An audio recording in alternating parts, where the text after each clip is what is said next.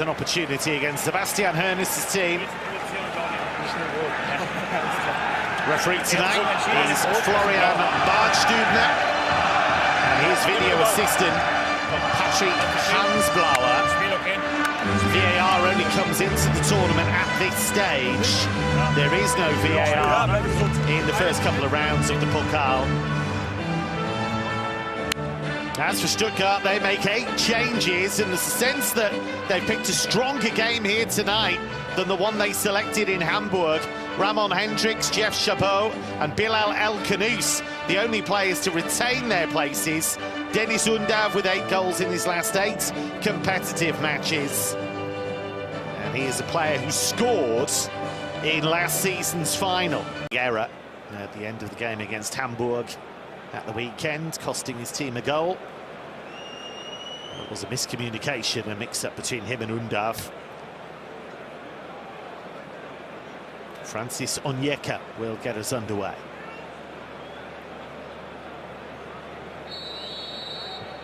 Two traditional clubs going toe-to-toe in the round of 16 of the DFB-Pokal. Stuttgart in the white are the holders. Bochum, a team that has sunk into the second tier and are looking to cause a big upset tonight. It is a young Bochum team, 6 of the starters, 21 or younger. Forward by one of the more experienced players, Ibrahima Sissoko, who made his return from injury at the weekend. Foul by Onyeka, who's on loan from Bayer Leverkusen. 3 of the front 4 effectively tonight are on loan from various clubs. Forward by Morgala. Morgala, who came in on loan from Salzburg. In the summer, it was a big overhaul of players in the summer after Bochum were relegated at the end of last season under their veteran coach Dieter Hecking. Hecking sacked in September alongside the sporting director Dirk Dufner, and Uwe Rösler given the job in early October. He's won 5 of 7 competitive games. And a chance here straight away, and it wouldn't be a chance for most players, but for Deniz Undav, pretty much anything in and around the penalty area is an opportunity. And the kind of form he's in, 8 goals in his last 8 games, just underlines that. If you haven't seen it, his hat-trick in the recent 3-3 draw at Borussia Dortmund, one of the best displays of the striker's art you could ever wish to see.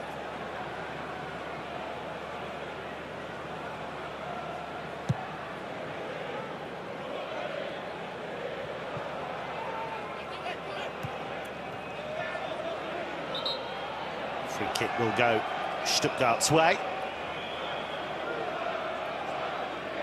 Blow for Bilal El Khanous, who has looked lively since coming in from relegated Leicester City. There's a challenge from Panovic, which caused the problem.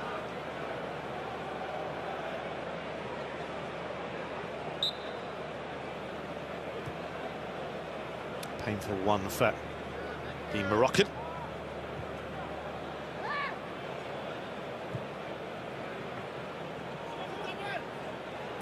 Lawrence Assignon, signed from Rennes in the summer. Assignon, who played in the Premier League for Burnley earlier in his career. Bochum fans felt that went out from Mittelstedt, but the referee happy to play on. And here is Maximilian Mittelstedt. Leveling is offside. Scored a couple of goals recently, Jamie Leveling, in the 4-0 win. Great away game. All have come in the space of just 12 days. They drew 3-3 at Dortmund, won 4-0 at Go Ahead Eagles, lost 2-1 at Hamburg on Sunday. That's Uwe Rösler.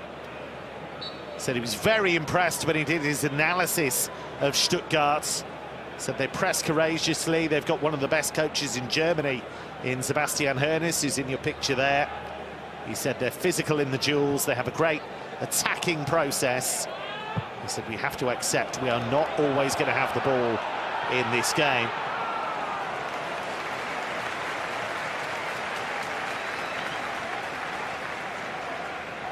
There's Jeff Chabot to Angelo Stiller. Atakan Karatsor played a lot together, these two, at the heart of the Stuttgart midfields. Stuttgart have tried to mix things up this season and give those two a rest every so often, playing the likes of Chema Andres.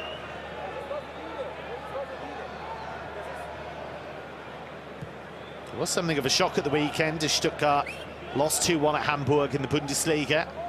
And their away form has been a mixed bag. 4 wins, 2 draws and 6 defeats on their travels. As El Canous rejoins the fray.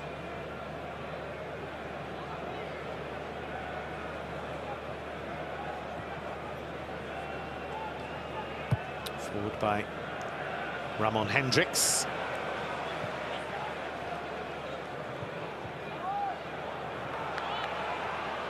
Undav got there ahead of Panovich.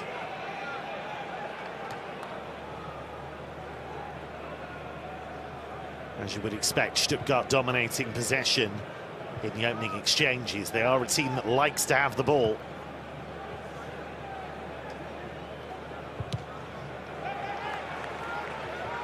And there's Hendricks again. El Canous.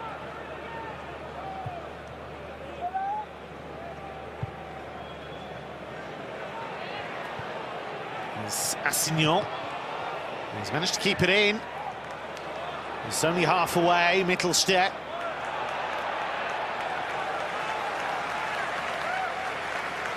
It's attack against defence at the moment.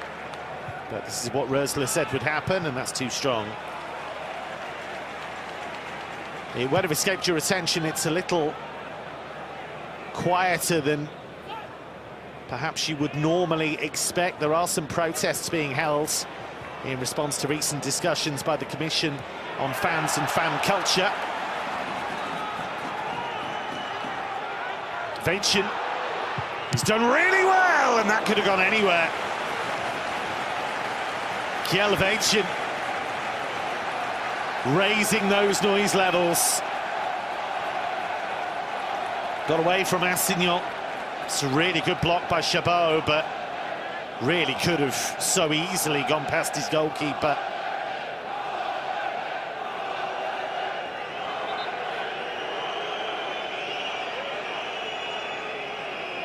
Chabot, a brave defender, always willing to throw his body in the way.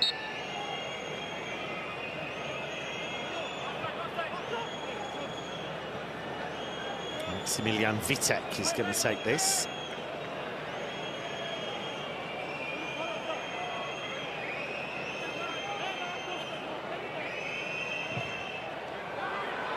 Good shape on that, and the header is saved not once but twice by Breglo. I think it was Losley that attacked it, the centre-back.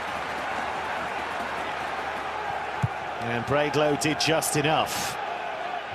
This is a good start here by Bochum. That's a lovely turn by Onyeka. And the header comfortably dealt with by Breglo.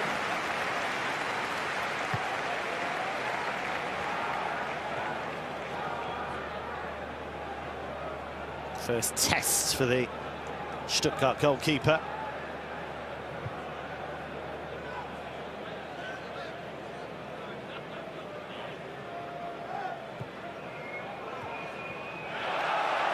Just to finish that point about the protests, the DFB and the DFL say their aim is to optimise safety but also reduce police deployment hours. Fans groups concerned about a range of issues, including ticket allocations and the personalisation of tickets.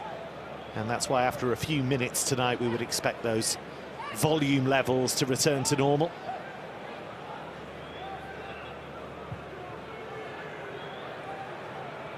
Leveling.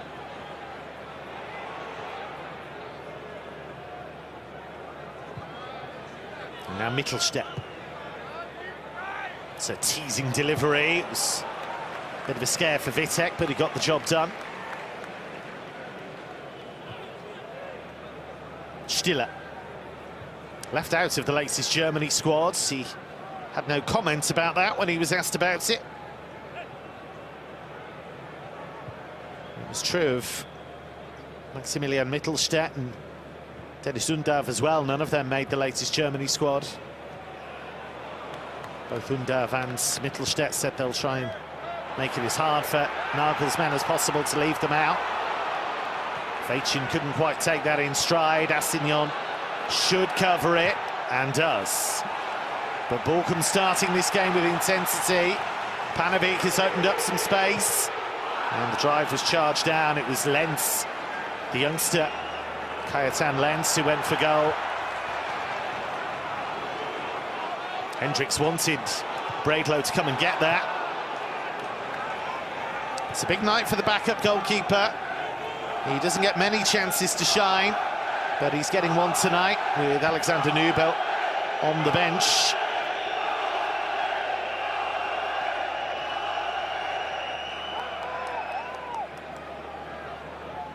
Jeff Chabot allowed to come a long way.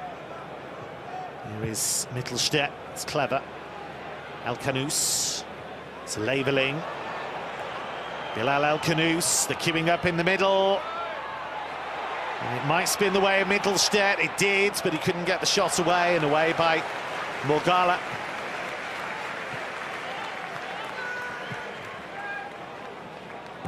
It's worth bearing in mind, Bochum are only 12th in Bundesliga 2. They're just 3 points above the relegation zone. There's an 11-point gap between them and the promotion playoff spot. So if they want to win promotion this season, they've got a lot of work to do. And that's even with their recent improvements under Uwe Rösler. It's a dreadful start to the season by them.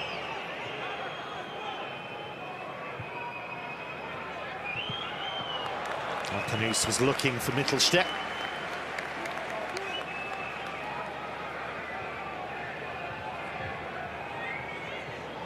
There is Noah Losley. He was on loan at Greuther Fürth last season, but has found a regular first-team spot this time.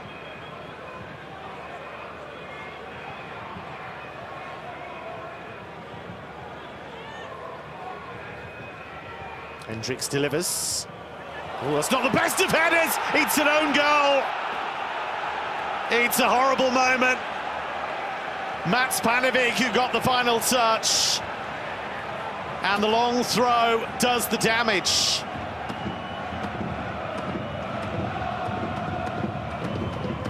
Uwe Rösler's team, despite a bright start, find themselves behind.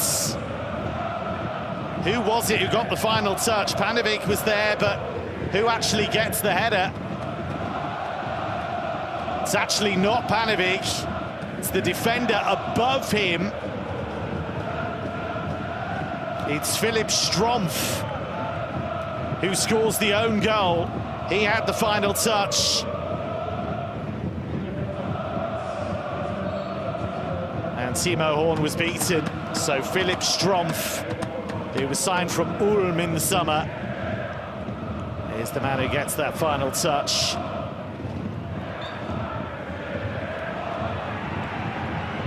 Confirmation that it's Strumpf's own goal.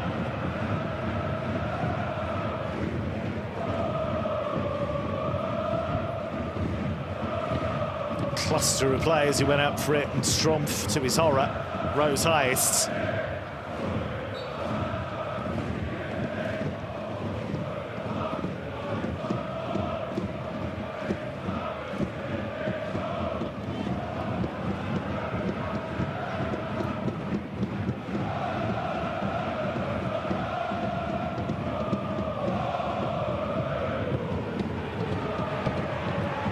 For all of their pretty play in this competition in recent months, Stuttgart have scored a very basic goal there, forcing the error.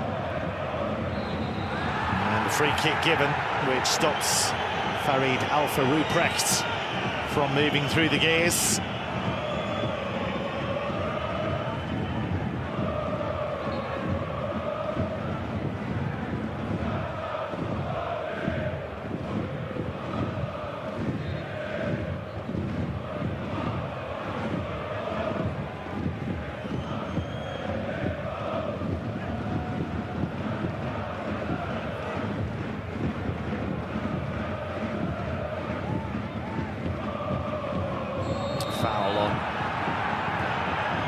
Leveling by Morgala.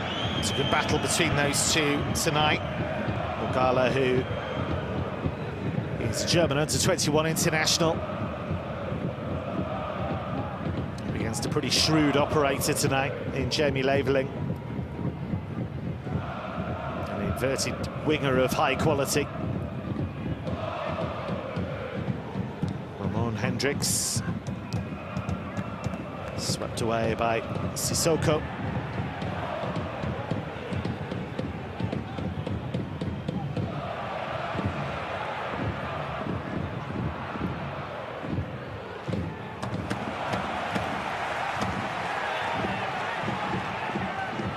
Forward by Strumpf.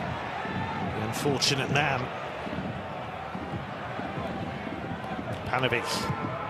Vitek's cross. Only half away, and Onyeka got it all wrong. And then Mittelstadt back to his goalkeeper. Smartly done.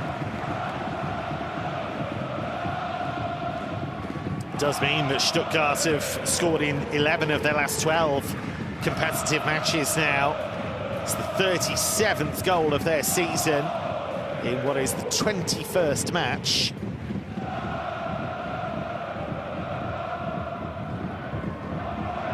Played in the Pokal, the Franz Beckenbauer Super Cup, which they lost to Bayern München.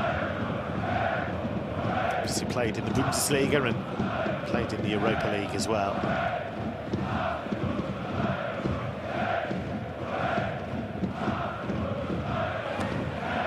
Drifted into the path of Mittelstadt.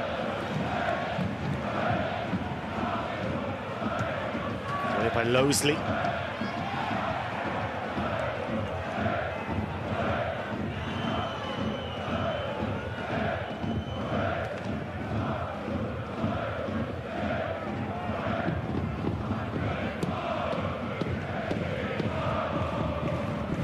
Stuttgart hogging possession and making Bochum run.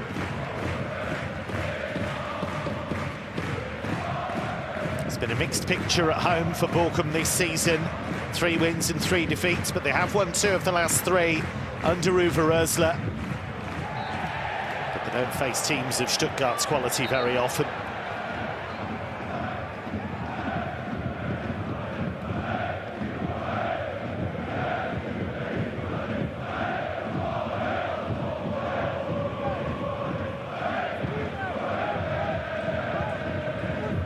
Sebastian Hoeneß said his team were in for a real battle tonight. He said since Rösler's taken charge of Bochum, they've been top of their league in lots of different metrics. So they had a good mix of youth and experience. It was Hoeneß who led Stuttgart to DFB-Pokal glory last season. Big third-tier Arminia Bielefeld in the final. And they are looking to make the quarterfinals at least in each of the last 4 seasons. As the flag goes up, yeah, just beyond the last man, Dennis Undav. And not just him, also a long, long way beyond that. Leveling had made the run, but Undav was off as well. Away by Losley.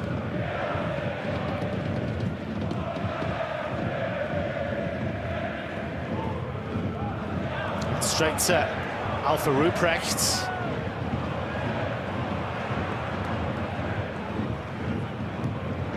Just not quite finding the rhythm at the moment, Bochum in attack.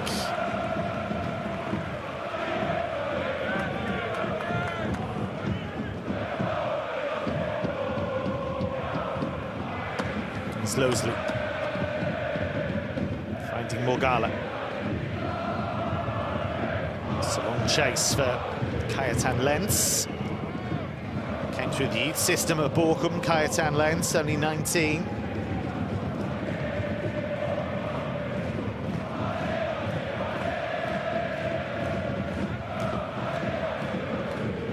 Stuttgart did nearly come unstuck in round 1. They won an extraordinary tie at Eintracht Braunschweig, triumphed on penalties after a 4-4 draw.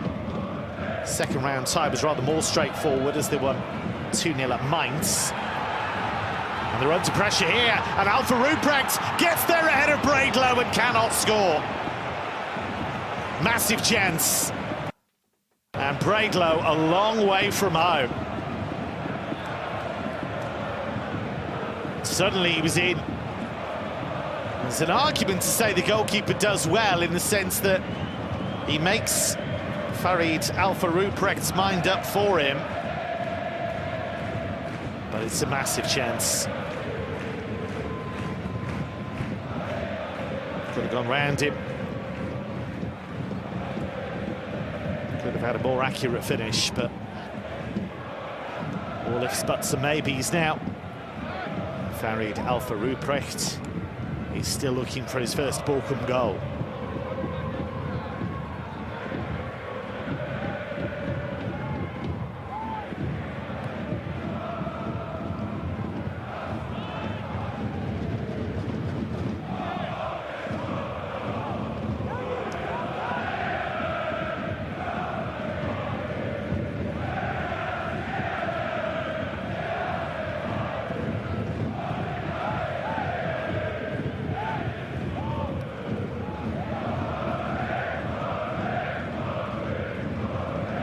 Neatly done by Karatzor's, one of his best qualities there, being able to find his way out of tight spots. Here's Astignon.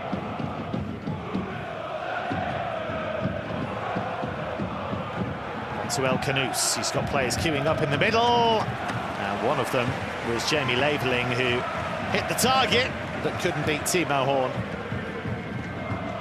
It's good work this from El Canoes.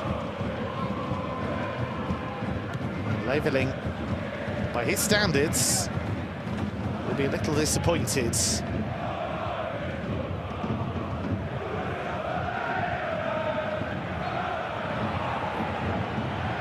Little contact, but enough.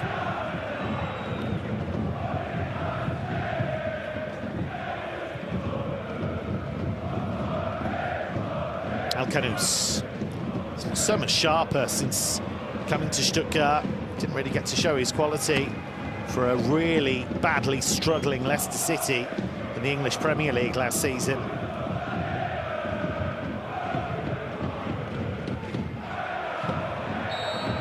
Again, Laveling goes down.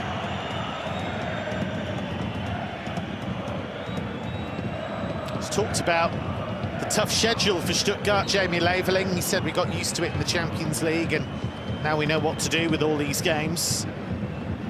Has been a phenomenal run for Stuttgart under Sebastian Hoeneß. They finished second in the league 2 seasons ago, qualified for the Champions League, won the Pokal last season, so therefore qualified for the Europa League.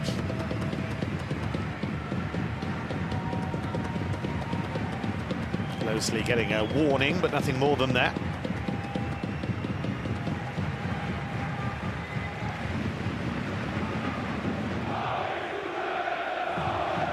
Clumsy rather than malicious, but a foul nevertheless, and a chance for Stuttgart to look to add a second. All eyes on Philipp Strumpf. Hanovic close to him again.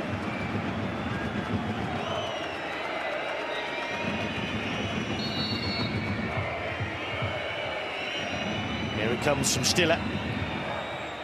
Got the flick on. Hendricks will keep it alive. Needs help. And in the end, a goal kick.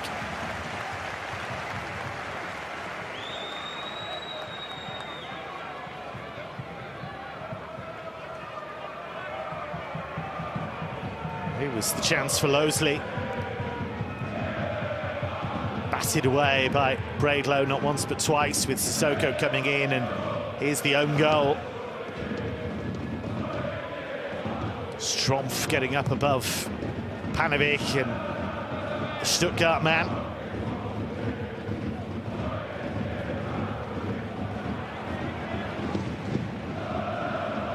Slip forwards towards Leveling, who's made a lively start to the game. Panovic back to Vitek.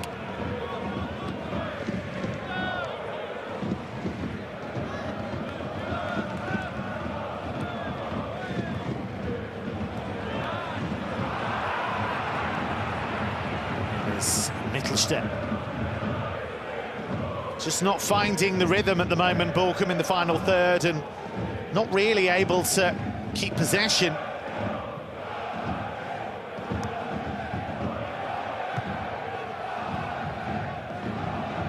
It's given away cheaply, and Arthur Ruprecht on the move again. He's very quick.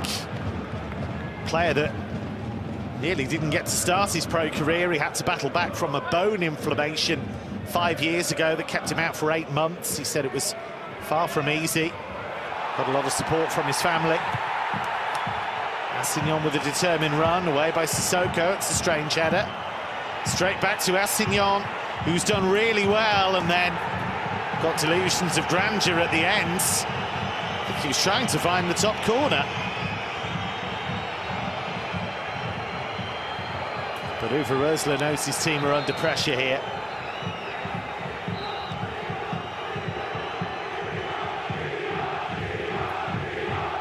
Bochum, the 11th different club Rösler have coached.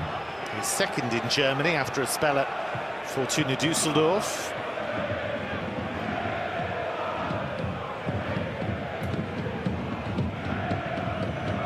Describes himself as a European with a German passport. He's spent a lot of time in Scandinavia. His wife is Norwegian. Spent a big chunk of his playing career in England, most notably with Manchester City.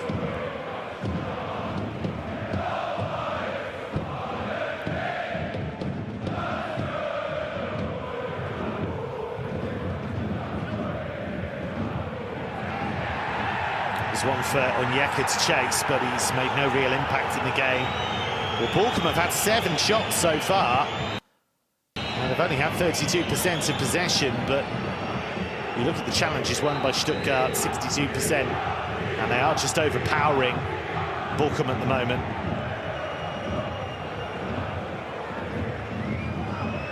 Uwe Rösler did make reference to that ahead of this game. He said we have to win as many duels as we can, we have to match them physically. He made the point they don't just play good football, Stuttgart, they bring that physicality to the party.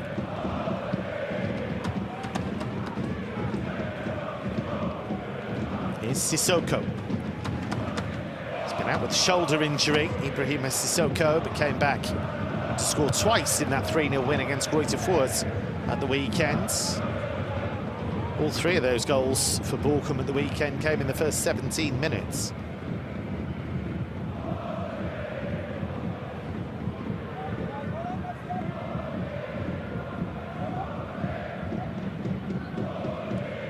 Assignon.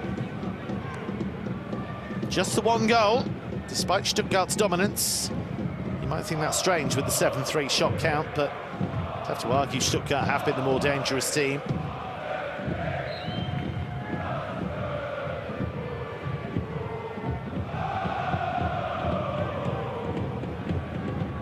It's a big week for Stuttgart. They've got Bayern München at home at the weekends.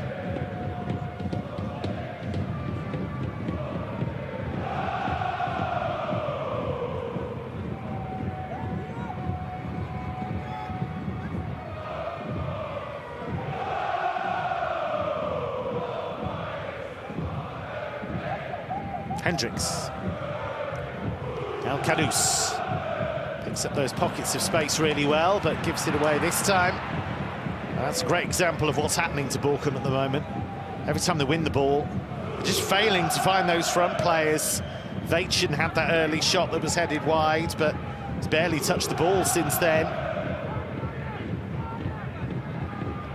It's true of Onyeka as well.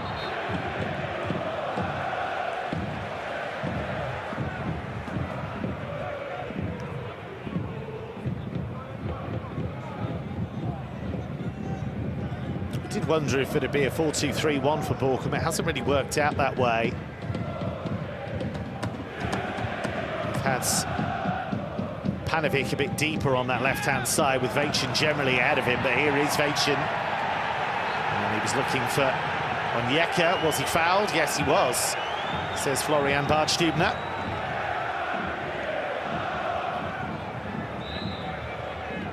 He's won a major trophy with the German under-17 team, Kjell Vachin. He's 19 now.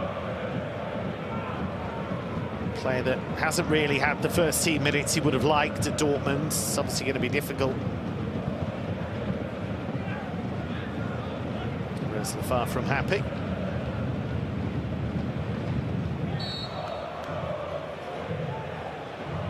Half an hour gone in the Ruhr. Vitek's delivery. Away by Mittelstädt, who's had a good game so far on that left-hand side. Maximilian Mittelstädt. Over 200 Bundesliga appearances to his name. It's his 18th game in the Pokal tonight. Former Hertha player.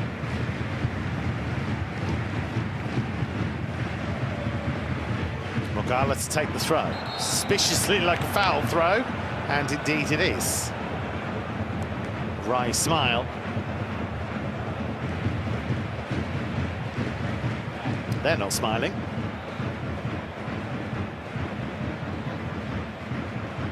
It's the first time since 2022 that Bochum have reached the round of 16. They went out to Dortmund that season, but in the campaign before that, they got as far as the quarterfinals.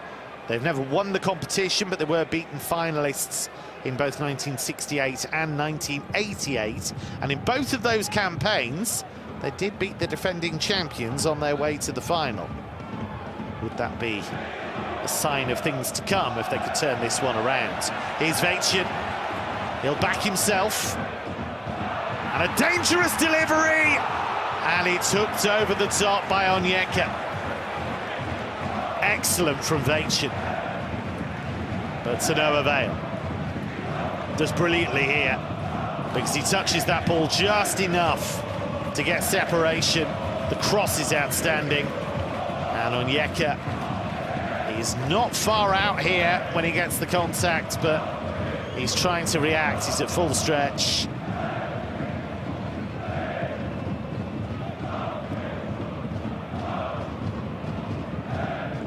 He's got 4 goals in his last 7 games in all competitions. Francis Onyeka, just 18. A player who wanted to get first team minutes away from Bayer Leverkusen when it became obvious he wasn't going to get those opportunities this season.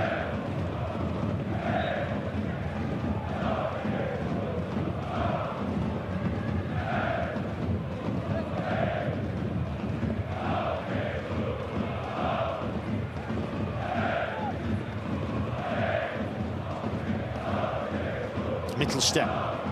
Lots of the attacks have come down the left for Stuttgart in this first half.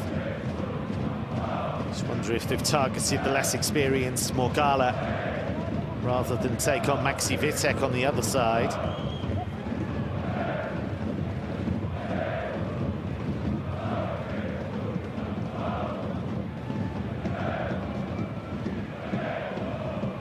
You can see Sissoko dropping almost into a back three there.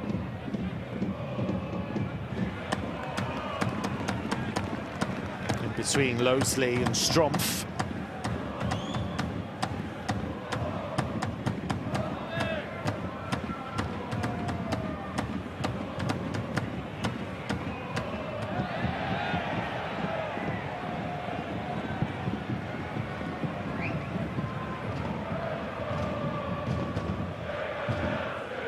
Statistics will tell you we should expect further goals. Bochum, an entertaining team to watch. 20 goals scored and 20 conceded in their 14 games in Bundesliga 2.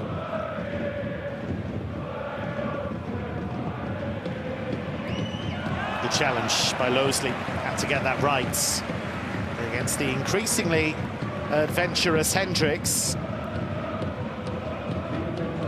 Seeing the ball more and more down that left-hand side. He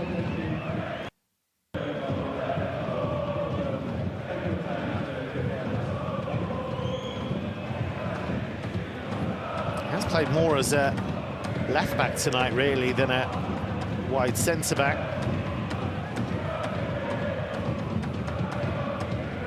Again with the long throw. Again, it was over the head of Strumpf this time, but again, he misjudged it. That's clever from Mittelstädt. Recognised where the space was. Looking for Undav, who tried to use his body, away by Panovic.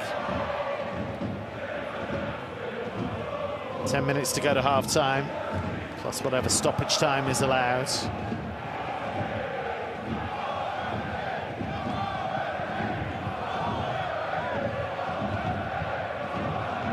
Mittelstädt. Here is Hendricks again.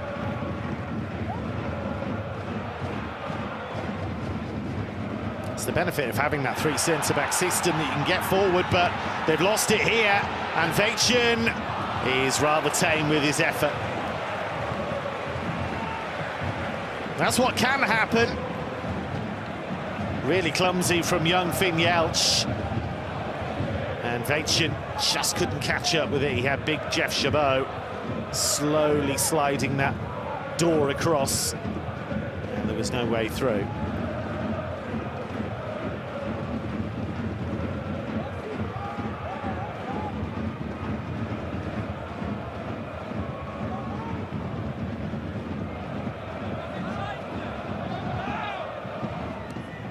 Marcel Canus.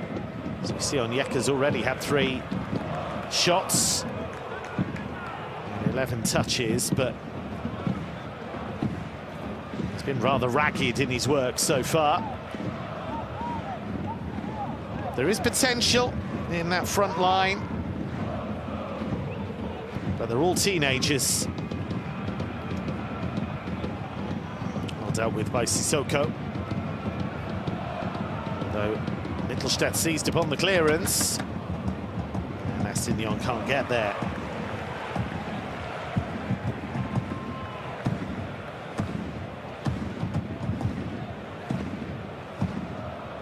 Stuttgart have won the DFB-Pokal on 4 occasions. They've been beaten in the final 3 times. So they are looking to make the DFB-Pokal final for the 8th time in their history. Bundesliga champions as recently as 2007. One of the few non-Bayern champions in the 21st century.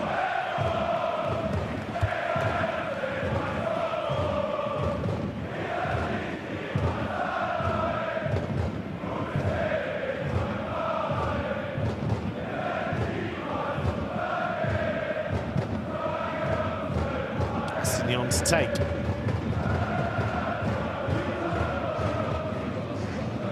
Straight onto the head of Sissoko. That's clever from Stiller. It's opened up a lot of space for Mittelstädt. Now Leveling. It's Jamie Leveling. Didn't really want to take the shot on with his left foot. He does limit himself in that way sometimes, playing that inverted winger role. He's much more comfortable coming inside on his favoured right foot than going on the outside and striking with his left. He's not a regular goal scorer, Leveling. He never has been, really. His last league goal was all the way back in March.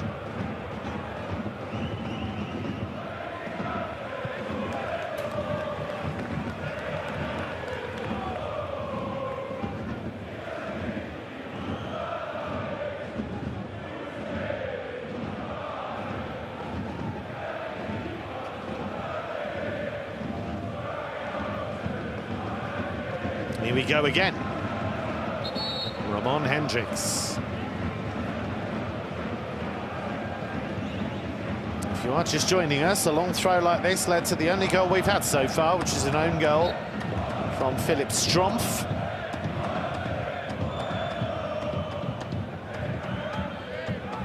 This time Strumpf clears. Several players offside, including Undav, and he's saying, well, look, I didn't play the ball. But the flag went up anyway.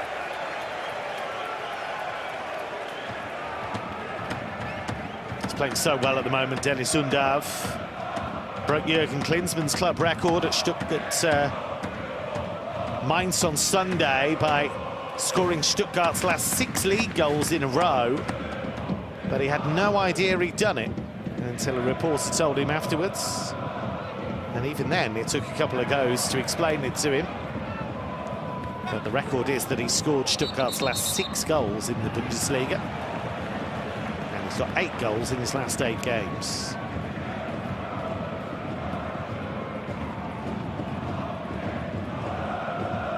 Maximilian Wittek to try and make something happen here. He said about this game, we need to annoy Stuttgart, we need to be as horrible to play against as possible. Flat cross, easily away by Karatsor.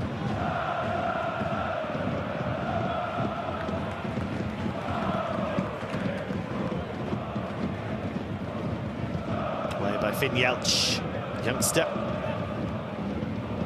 19, former Nuremberg man, Finn Jeltsch, on the right-hand side of that back three tonight.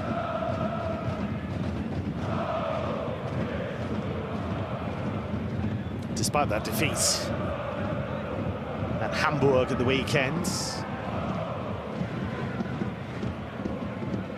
Stuttgart are currently 6th in the Bundesliga. They're only a point off the Champions League spots, but there was an opportunity to try and make up some grounds.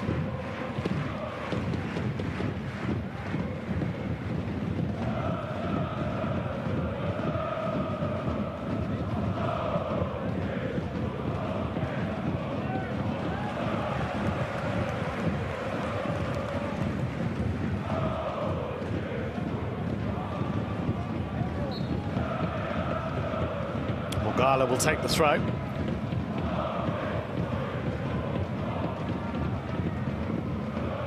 Sissoko. Most of the time we've seen him defending this evening. Here's Wittek. Maximilian Wittek. He can hit them. Well, that was rather wild. He's not a regular scorer. Only 3 goals in 72 Bochum appearances before tonight.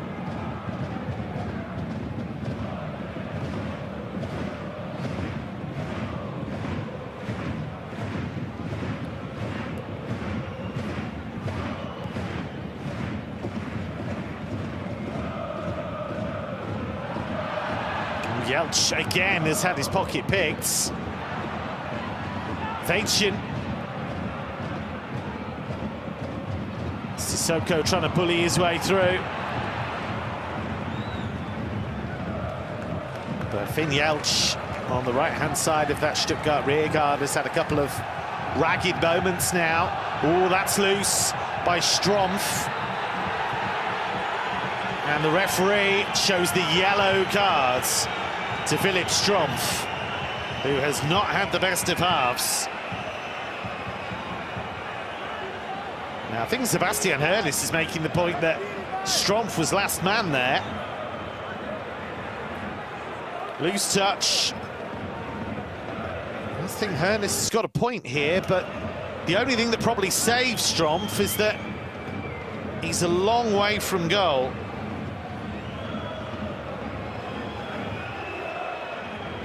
But you could make the case that once he's out of the game,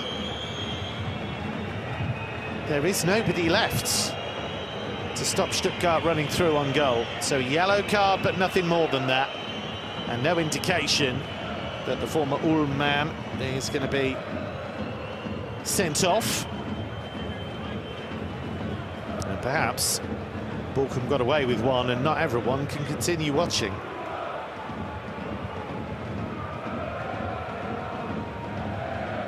Hasn't restarted yet. Is Patrick Hansblauer, the video assistant, giving Florian Badstubner some information about whether this should be upgraded. That certainly seems to be the case. Uwe Rösler looks a little dismayed.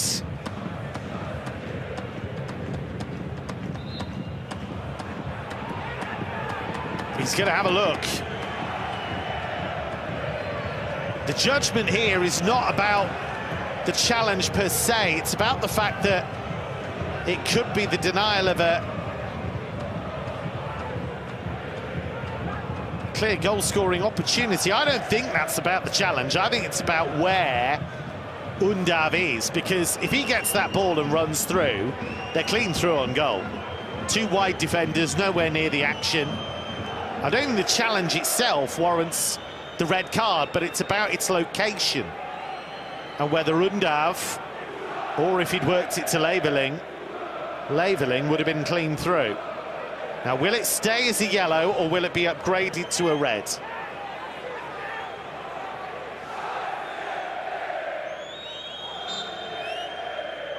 Überprüft wurde die gelbe Karte gegen Nummer 3. Nach Ansicht der Bilder liegt eine Verhinderung einer klaren Torschluss vor. Entscheidung deshalb rote Karte. It is being upgraded to a red card.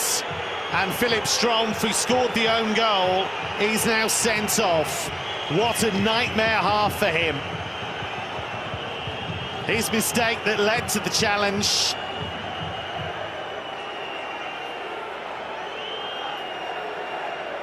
And as you can see, the denial of a clear goal-scoring opportunity, and that's why Philipp Strumpf has to go.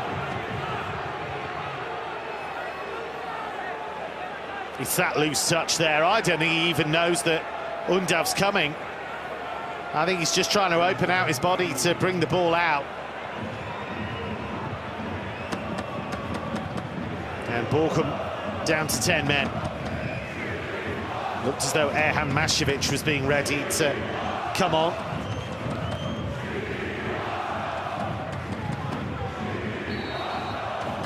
They've not made that change yet. Still his delivery, away by Sissoko. The volley from Undav was charged down. Onyeka will look to try and bring this away. He's got Vitek as the only target, and he's found him. And Vitek was fouled. And that's going to be a free kick for Bochum. No further punishment for Bilal El-Khanous. It's a nudge. It's a foul, but nothing more than that.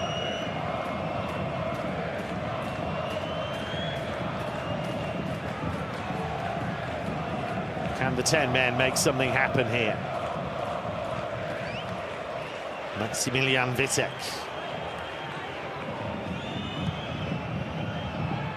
It's a great ball in. Goalkeeper will come for that, and will get it.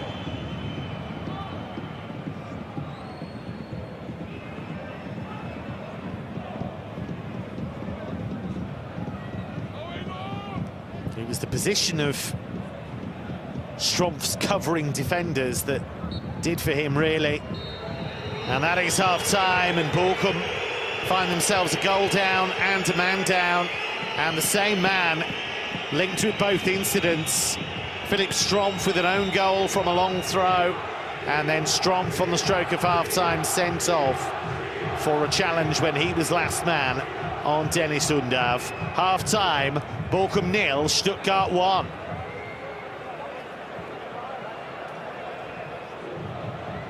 Well, Uwe Rösler and Dennis Undav just talking over that red card incident, but it's not about the severity of the challenge. It's about where that challenge was. And the officials in the end have determined that had Undav not been fouled, he would have been clean through. And it is therefore the denial of a clear goal-scoring opportunity. And that's why Bochum find themselves down to 10 men. One suspects they'll bring on Erhan Mashevich at half-time, and will probably sacrifice one of their young forwards. Well, stats can be misleading. Bochum with more shots on target, but the truth is really that Stuttgart were in control of that for big swathes of the half. And Fabian Bredlow extended a couple of times. And as we see, an early chance at 0-0. Noah Lowesley with the header. Pushed away by Bredlow not once but twice. And then this was the own goal.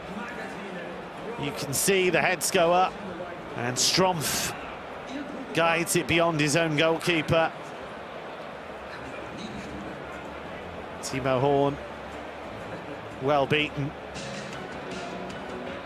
Horrible moment for Philipp Strumpf.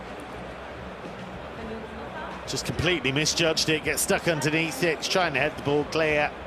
And that's every defender's nightmare, to see the ball skim off your head and loop past your own goalkeeper.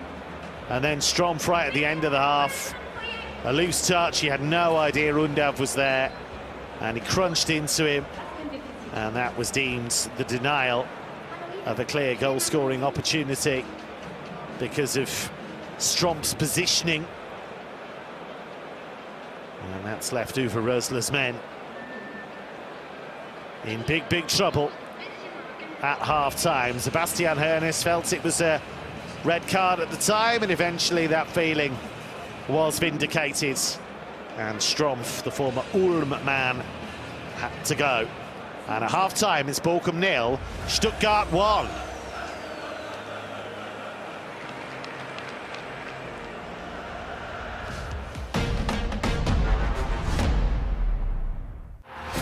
One competition, so many stories, dramatic moments, future superstars who took their first steps in the DFB-Pokal, and remarkable cup nights.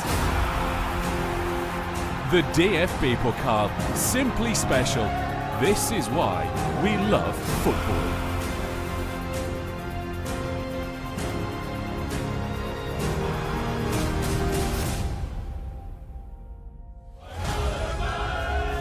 Back in 2003, Hoffenheim were still non-league minnows from a small village, but in the dressing room they had good reason to celebrate and knew how to party. The coach was the life and soul of it, Hansi Flick, future treble winner and German national team coach. This is where he kick-started a stellar career. In the round of 16 against Bayer Leverkusen, Hoffenheim were ready to shine and produce their finest hour to date, an exhilarating performance and 3-2 victory that left Leverkusen stunned. Hansi Flick and Hoffenheim celebrated an almighty cup shock in 2003.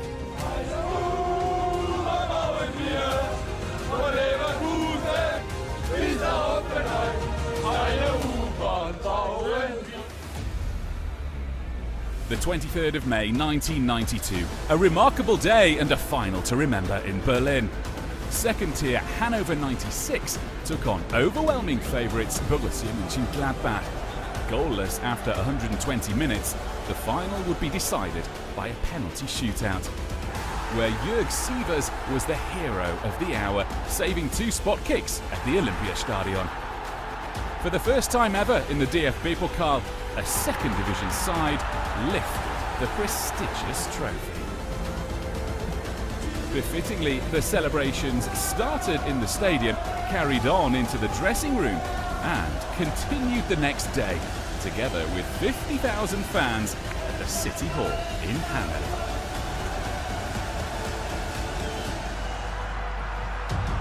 An outpouring of collective joy in Bochum, and Manuel Riemann was at the heart of it.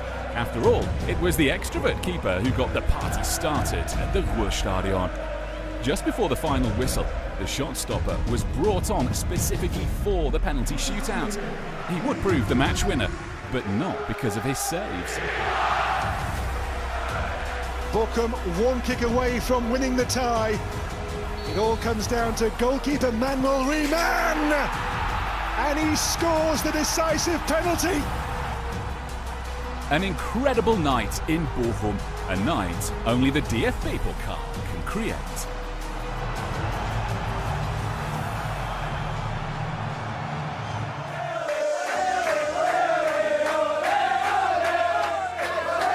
The dressing room in Ulm after a record-breaking afternoon.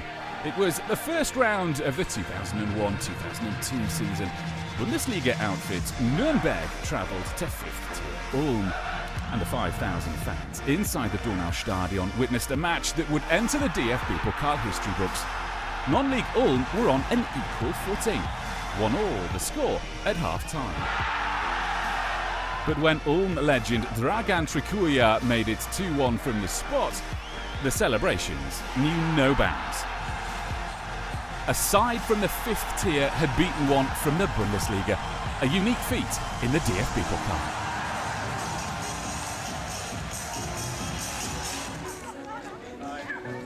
If Germany internationals are walking to the game, it has to be the DFB-Pokal. Bastian Schweinsteiger helped out with the Bayern reserves in the first round in summer 2004.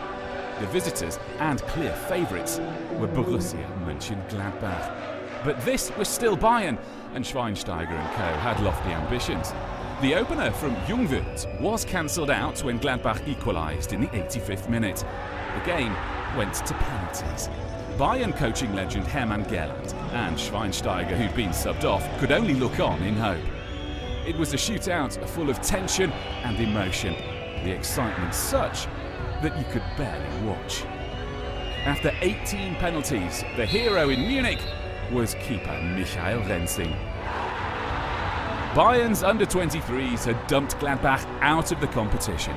In the thick of it was Bastian Schweinsteiger, who 10 years later would lead Germany to World Cup glory.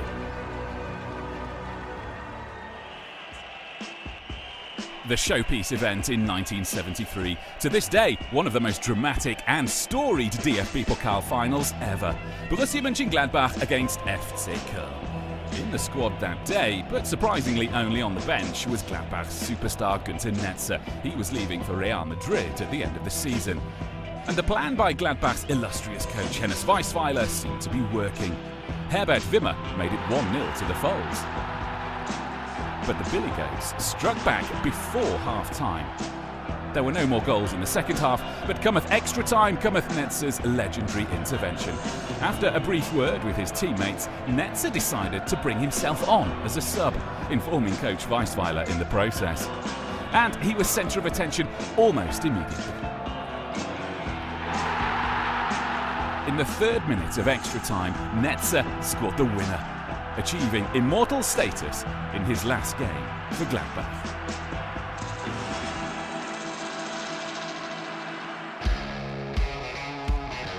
The stadium was practically empty. After all, it was only Stuttgart's under-23 side. They were playing host to Eintracht Frankfurt though, and the 1,700 or so present would never ever forget what they witnessed. Stuttgart's second-string side, led by the excellent Alexander Hleb, later of Arsenal and Barcelona fame, didn't just win, they ripped the favourites from Frankfurt apart. It finished 6-1. Frankfurt's fans were so fed up, they'd switch sides by the end, ironically cheering for the underdog.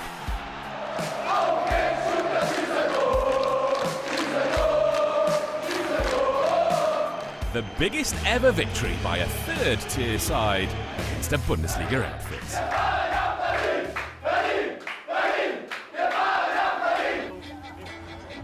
The Stadion an der Alten Fürsterei, a temple to football culture. Nowadays, the home of Union Berlin is an established Bundesliga stadium. In 2001, the team from the suburb of Köpenick were in the 3rd division, but the stadium could produce a magical atmosphere nonetheless. 2nd-tier Oberhausen, Fürth and Ulm had all been given short shrift. Then, Bochum of the Bundesliga were sent packing in the quarterfinals. And after a penalty shootout victory over Borussia Mönchengladbach in the semis, there was no holding back in Eastern Berlin. 3rd-tier Union had reached the final of the DFB-Pokal, a miraculous achievement. At the Olympiastadion, though, Schalke proved a bridge too far, winning the cup thanks to a 2-0 victory. But Union's devoted, football-mad fans still hailed their heroes. Football culture at its best. This is why we love football.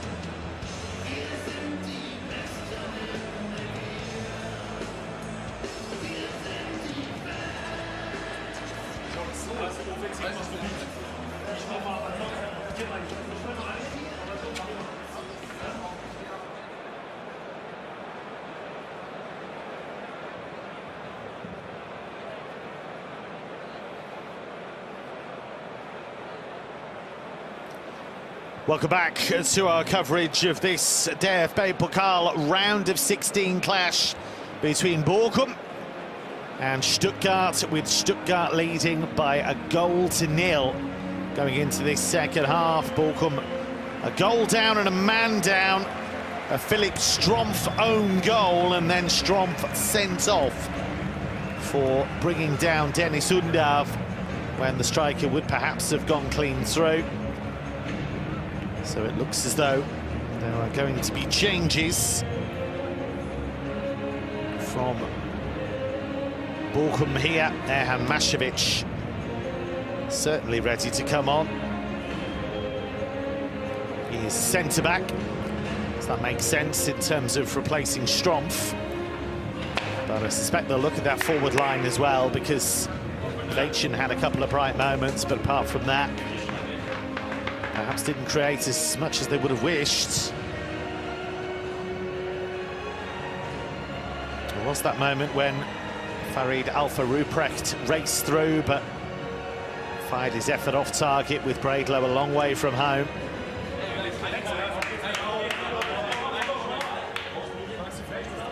Stuttgart looking to reach the quarterfinals for the 4th season running. Well on the way to doing that. A man advantage and a goal advantage.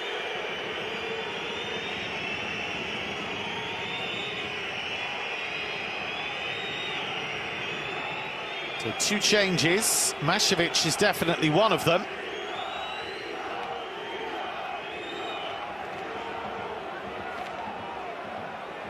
No changes for Stuttgart at this stage.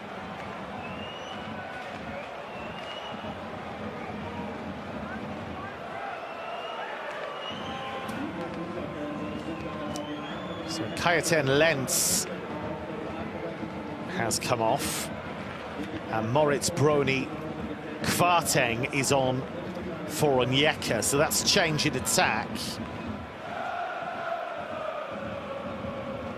as well as change at the back. So Lenz is a midfielder, so they've effectively brought on Mashevich, who's in your picture now, to be that centre-back. Sissoko will stay in midfield. I imagine they'll drop Panovic and Veitchen a bit deeper, and Moritz Brony Kvarteng will lead the attack. That's how they'll reorganise the 10. Kvarteng has never scored for Bochum, and in fact hasn't scored a professional goal since April 2023.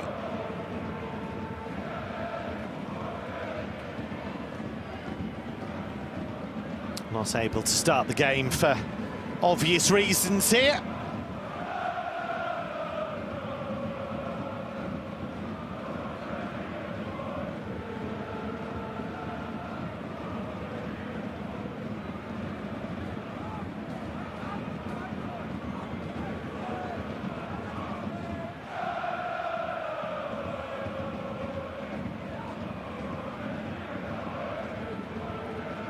Uwe Rösler has set out his plan, made his changes.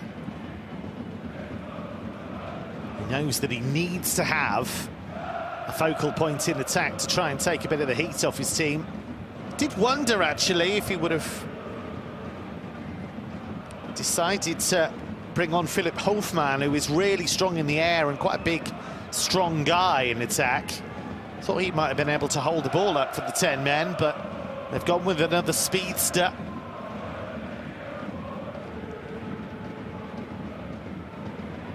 Can Bochum, against all the odds, find a way back into this contest? Eventually.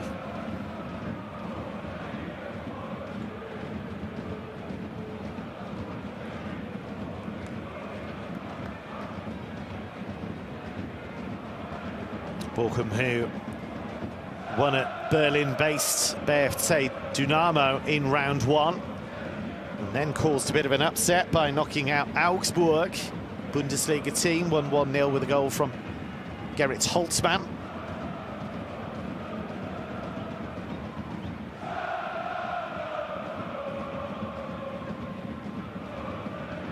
It's the Stuttgart fans who've made their presence felt here and delayed the restart. And as you can see, it might take a little while for that smoke to clear, especially at that far end. There was a game here in the Bundesliga between these two that had a very long delay once because of a banner that was blocking one of the emergency exits.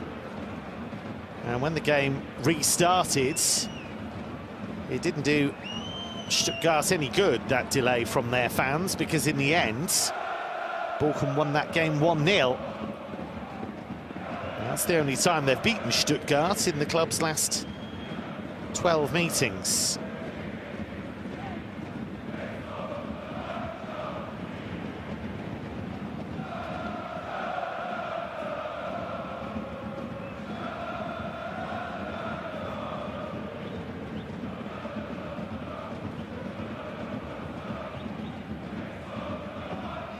It's always tricky this for players and coaches, because players have to try and stay warm, especially on an evening like this, and it's easy to seize up a bit when you've already had sizable half-time break. There's at least an opportunity for Uwe Rösler to get all of the details of the tactical plan across to Moritz Brony-Kwarteng, who was on loan at Fortuna Düsseldorf last season.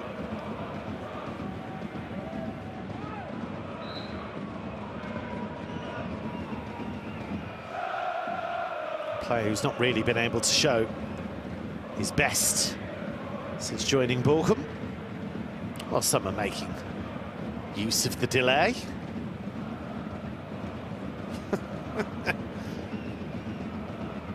One on the left, I don't think had realised the camera was on them. One on the right certainly did.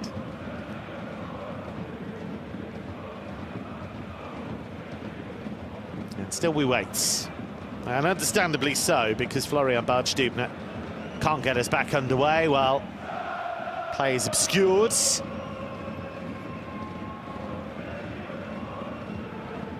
Can Bochum produce a famous turnaround in the DFB-Pokal against a team that won the tournament last season?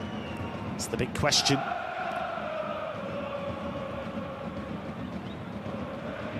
Smoke is starting to clear. It's difficult from this position to really tell, but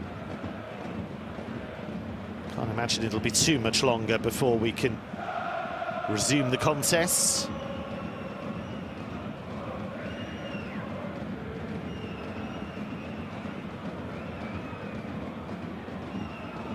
We didn't restart the game, so no need for a big chunk of stoppage time.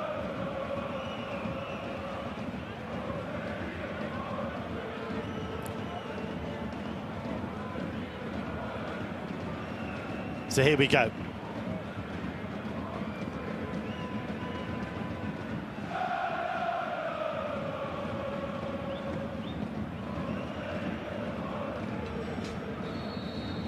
After a delay, we resume, and we do so with Bochum a goal down and a man down. It was Philipp Strumpf who scored the own goal in the 12th minute. It was Philipp Strumpf who was sent off on the stroke of half-time. And Bochum, in response to that, have made a double change. Brought in Erhan Mašević and Moritz Brony-Kwarteng for Kajetan Lentz, the young midfielder. And they've also taken off Francis Onyeka, who struggled to make much of an impact in the first half, really. No changes for Stuttgart as they look to see this through. Confirmation of those changes. It's a shame for Lentz, because He's a rising star of this Bochum team. Certainly Uwe Rösler, his new coach, has been very impressed with him. Said that Lenz came to him recently and asked him for tips on how to improve.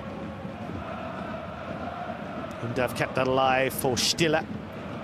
And the cross, he's guided in beautifully by a man on scintillating form. 9 goals in his last 9 games in all competitions. There is no stopping Dennis Undav right now. And it is the worst possible start to the half for Bochum. The 10 men find themselves 2 goals down.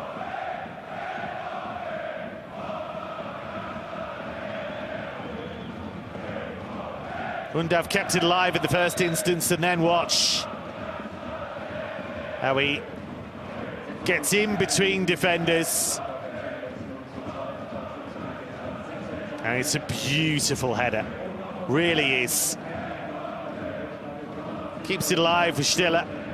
Leveling's cross is perfect, and the header outstanding. It's his 4th goal in 10 DFB-Pokal games, including the final last season. Sebastian Hoeneß a happy man, so he should be.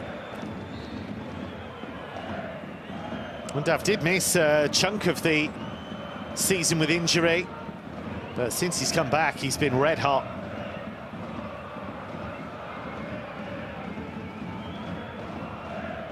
Scored 9 goals in a 9-game stretch is really quite something.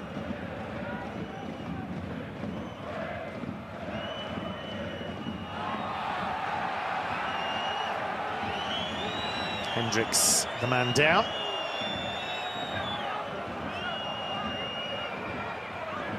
He's been active down that left-hand side for the holders.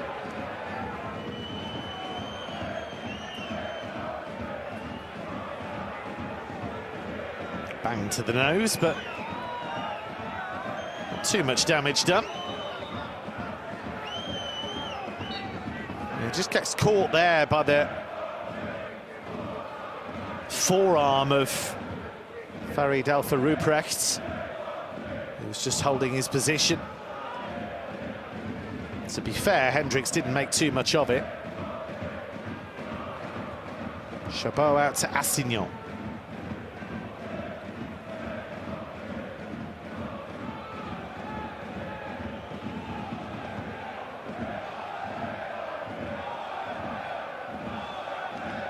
Stuttgart have Bochum where they want them.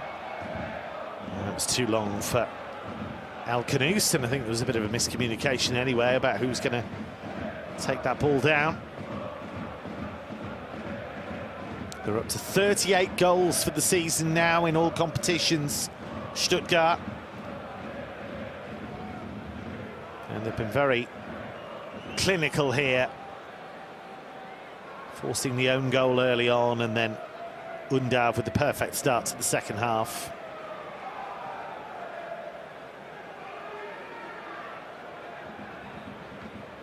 It's their way back in for Uwe Rösler's team. Got to feel they have to score the next goal. That's a non-negotiable. There's Mogala. Vachin on the move. He has looked sharp tonight, Kjell Vachin.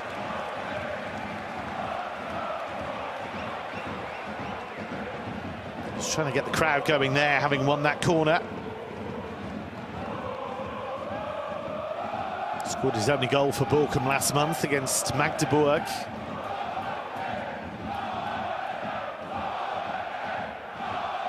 Crowd trying to do their bit. Vitek to take.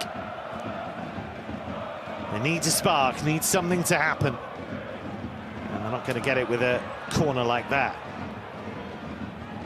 Alpha Ruprecht. It's great work from Undav. He leads that attack so well. Leveling wanted that ball earlier.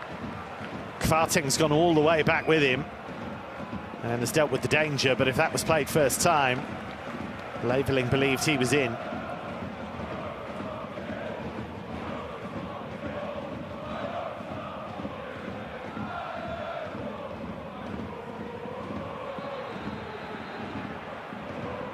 Throwing goes Stuttgart's way.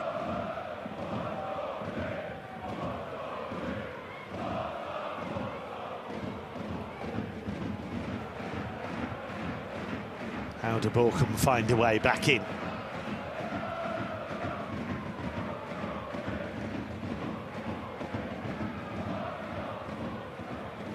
Only lost once under Uwe Rösler. But Stuttgart, of course, the best team they faced by far this season. DFB-Pokal winners last season, Bundesliga runners-up the season before. All the more remarkable when you think the season before that they nearly went down. Needed to win the relegation playoff against Hamburg. Leveling's cross, away by Panovic. Now Chabot.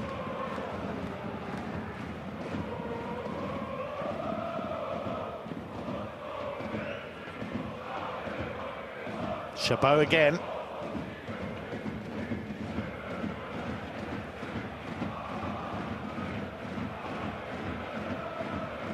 Karatsor was trying to turn it around the corner for Leveling. Atakan Karatsor, who made his debut for Turkey against Bulgaria during the international break. He had received 3 call-ups previously, but had never had the chance to play. He said it was a dream come true, an unforgettable moment. Sebastian Hoeneß, the coach, very pleased for him. He's always been a big champion of Karatsor's, a big defender of him.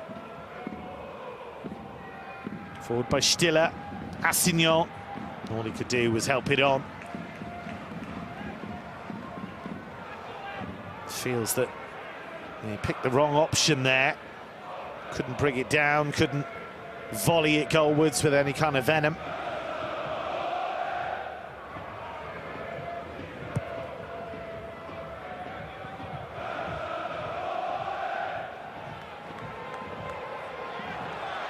Here's Panovic, but he's all alone at the moment. Crossing to nobody, really. Comfortable night for Fabian Bredlow so far. Signed from Nuremberg.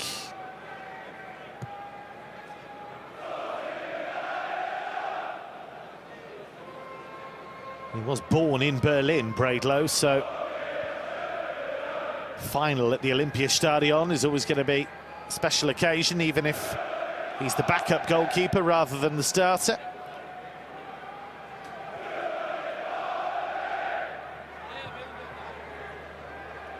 El Canus. Too close to Timo Horn. Former Köln man, Timo Horn. Signed on a free from Salzburg.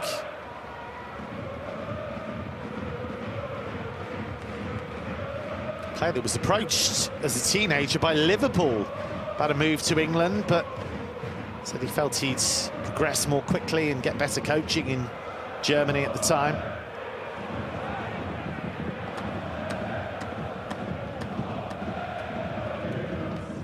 Certainly would have been harder for him to get first-team football. He was a regular for Köln for so many years. Assignon's progress was curtailed, but the referee sees no case to answer.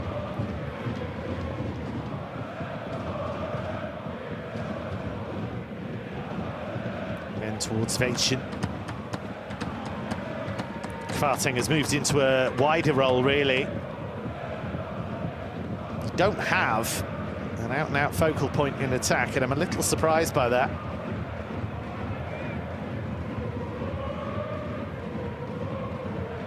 Vinjelch. Now Chabot. What a signing he's been since arriving from Köln.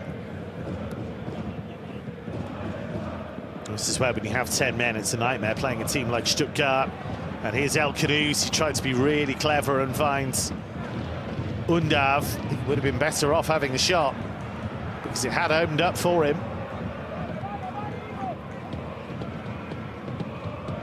Over Rösler telling his team, Weiter, keep going, keep going.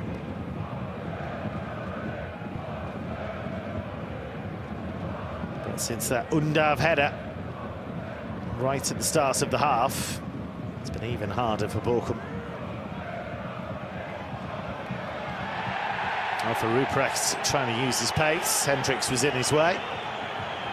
Home fans weren't happy about that.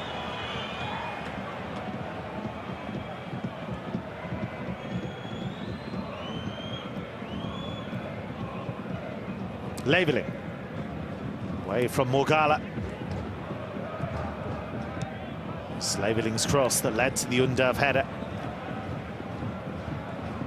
For goal number 2.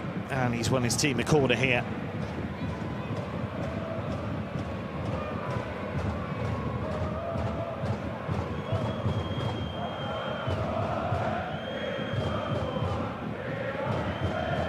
Sebastian Hoeneß did say, if we get to the quarterfinals, things will start to get really interesting in this competition. There are some big hitters. Leverkusen, Leipzig, possibly Bayern later tonight. It's away by Pannebeek. Kept alive by Assignon. Here's Mittelstädt. Stiller. He can hit them. Stiller! Timo Horn delighted to see that whistle wide. How close was this? Always swinging away from goal. Cuts across it, Stiller. He's got some spectacular goals on his CV, Angelo Stiller. Got a stunner in the semi-finals against RB Leipzig last season.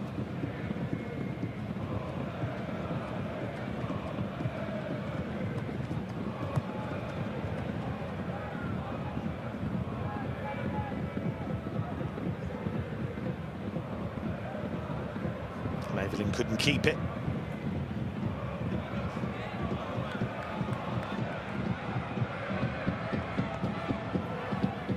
Farid Alpha Ruprecht going the long way around. He did manage to at least force the ball across.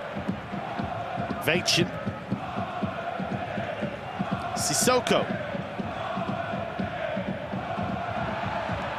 Alpha Ruprecht again. Corner kick. There is life in Bochum yet. I understand there are going to be a couple of changes apiece.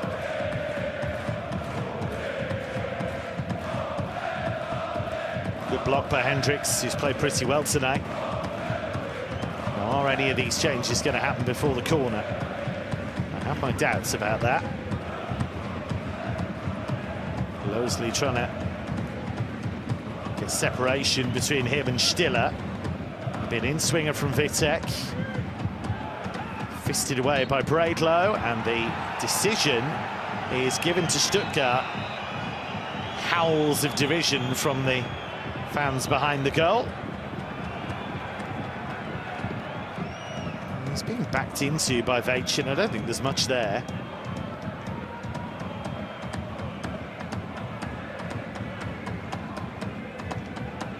So Alpha Ruprecht, one of the players going off, and Morgala as well.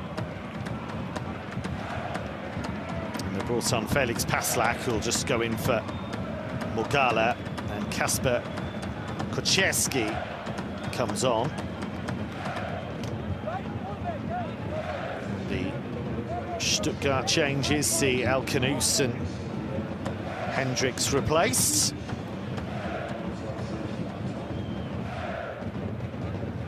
Confirmation of those Bochum changes. Chris Furyk on for El Khanous for Stuttgart.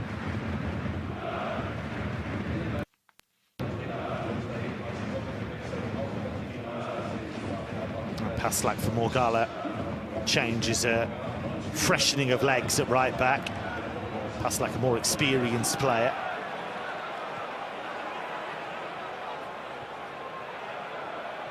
Queuing up here, Furyk straight away, trying to make something happen. He's got into that left-hand side with Leveling coming to the right.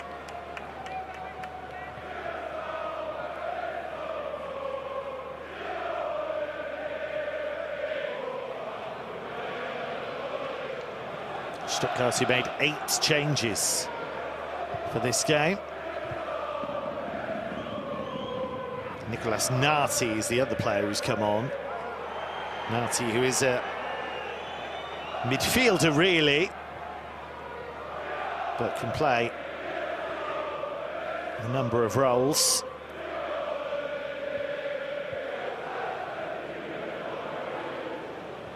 Nati was out for 2 years with injury, but has had a run of appearances since.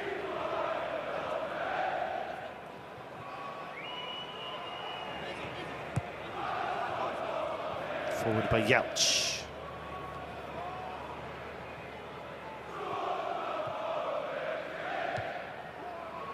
Does look as though Stuttgart have gone to a back four. Yelch and Chabot in the middle, with Mittelstädt and Assignon the 2 fullbacks. That makes sense, really, against 10 men.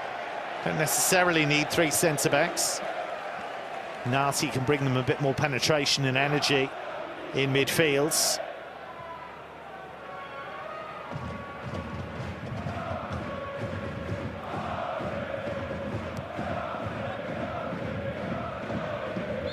Offsides, the call against Bochum.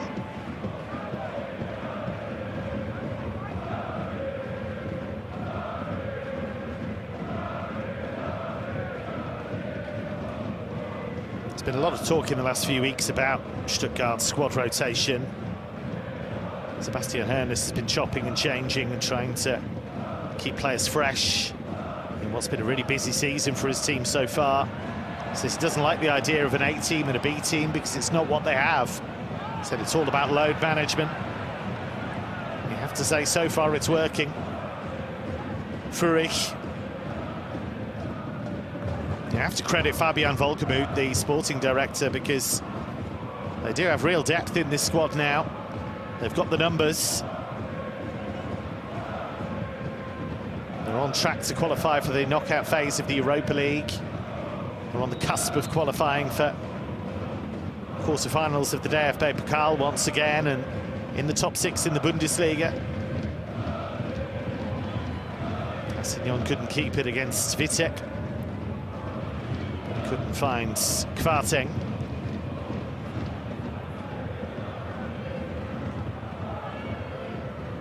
Panovic was looking for the run of Veitchen.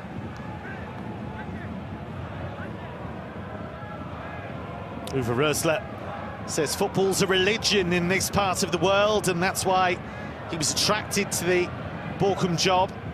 Said the tradition and the emotion of the club's so important.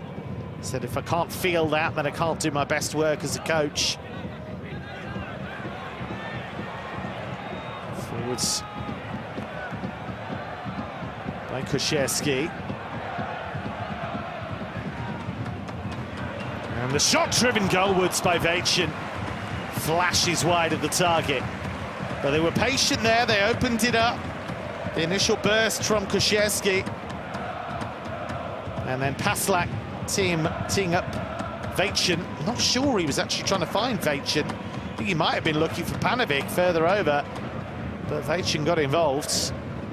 A former Dortmund player, finding one who's still on Dortmund's books, even though he currently wears the dark blue of Bochum.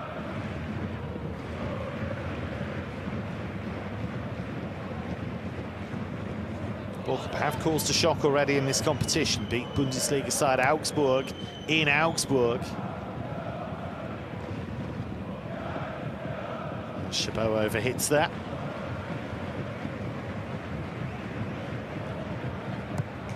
But from the moment that Philipp Strumpf scored an own goal in the 12th minute, it hasn't really looked as though Bochum would spring a surprise. had their moments, but not turned any of those into goals.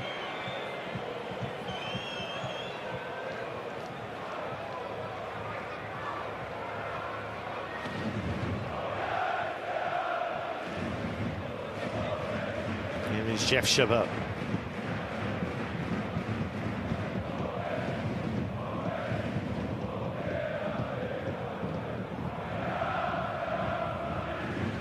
Vinyac. Moving towards the final quarter of the contest.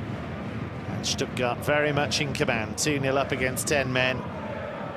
And Stuttgart such a nightmare to play against if they have a man advantage. And here is Stiller. Cross was deflected. Jeltsch was trying to keep the pressure on against Kwarteng. That desire is still there from Stuttgart, that willingness to push forward and get a third goal.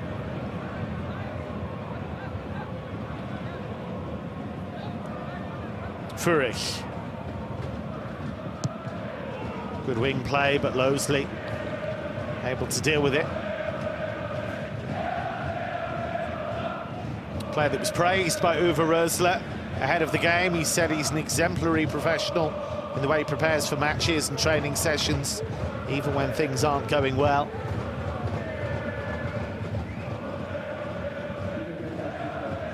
Taking the low road here and pushed away by Horn. The effort from Chris Furich was fierce. Mittelstädt. Now Karatso.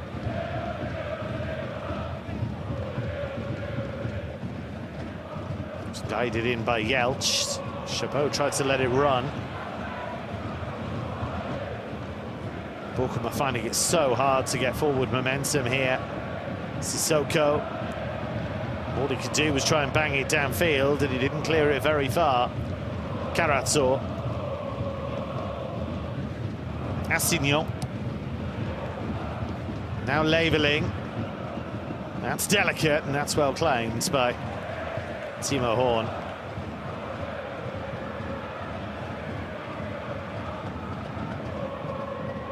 Furich's effort here, goalkeeper got a nice early view of that. It would have been a big surprise if Timo Horn had let that go past him.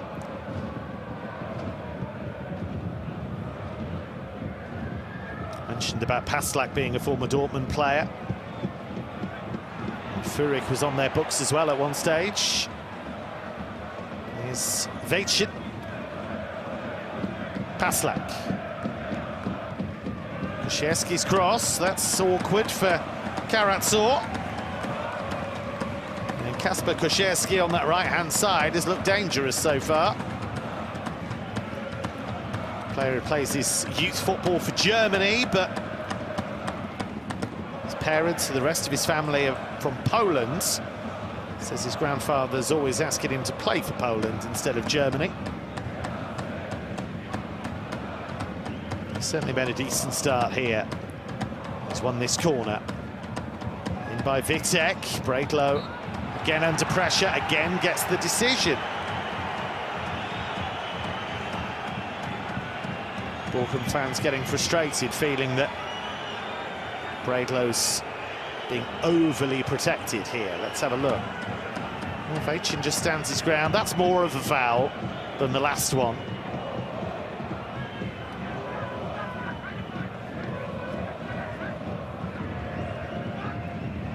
"20 minutes of normal time to go. We will have some stoppage time, of course. An own goal from Strumpf, and beautiful header early in the second half from Dennis Undav. The difference between the teams. Mittelstedt's cross. Karatso coming in, and the volley is rather wayward from Assignon. He's yet to score for Stuttgart. Lorenz Assignon. Here was the Undav goal to make it 2-0. What a header. Super cross by Leveling, but that header is glorious. Perfectly guided. beyond Timo Horn, and it is 9 out of 9 for Dennis Undav. Goal machine at the moment.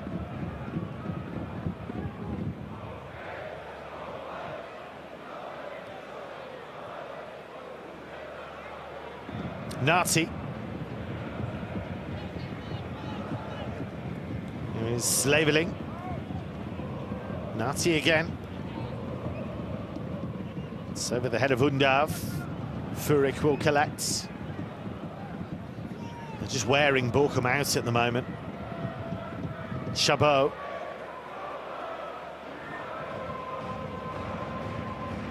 Bochum chasing shadows.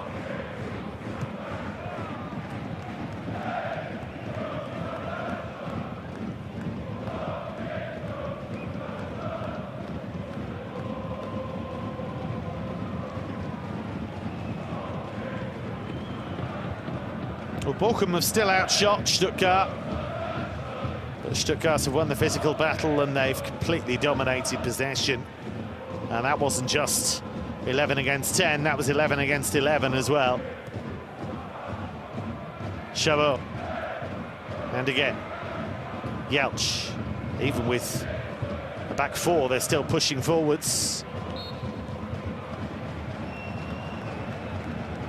All Bochum can do is hang in there and hope that they can get a goal to halve the deficit, and then who knows, with this kind of crowd behind them, maybe they could do something very special, but 10 men are finding it tough. And I have to say, I'm a little surprised this change didn't happen at half-time, because there are very few players who are better in the air than Philipp Hofmann.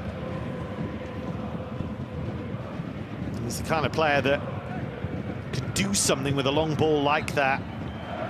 You look at the likes of Panovic and Kvarteng and Veitchen, he's just not going to be able to win these aerial challenges. Understand it is Veitchen he's going to come on for. As offside is given against Kvarteng, who's been able to do very little since coming on. Just a little bit of a surprise, really.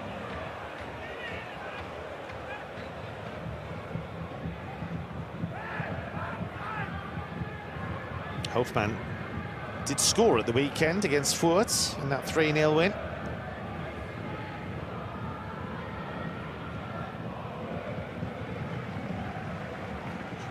One of the things that's interesting is that Stuttgart still playing with a fair bit of intensity, but they're keeping the ball and they're trying to conserve energy, and that's important, especially when you bear in mind they've got Bayern at the weekends. Finally back at home after a 4-game stretch on the road.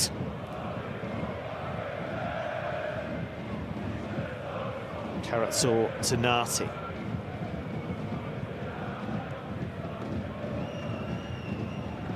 Stiller.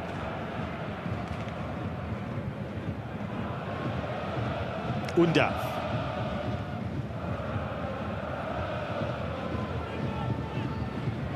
Here's Jamie Labeling.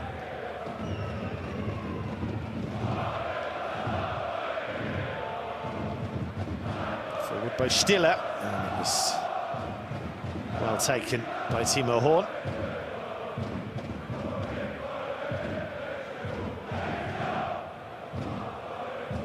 Over 200 Bundesliga appearances to his name, Timo Horn. Very experienced goalkeeper.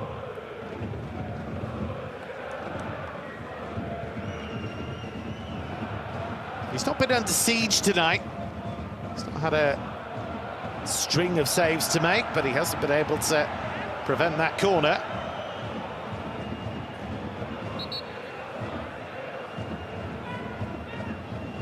Did the first bit right, and then the knee let him down. So Veitchen does make way for Hofmann. And changes are going to be made here by Stuttgart. Angelo Stiller will be replaced by young Chema Andres, who's been signed from Real Madrid.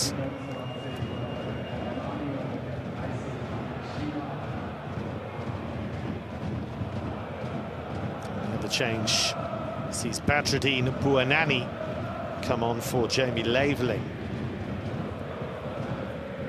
Algerian international who came in from Nice in the summer. So Andres and Bouanani on. Goalkeeper with a nice early shout. Given away rather cheaply there.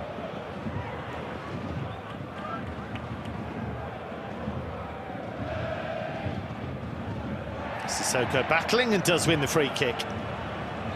Well, they've not collapsed here, Bochum. They've stayed competitive, they've worked hard.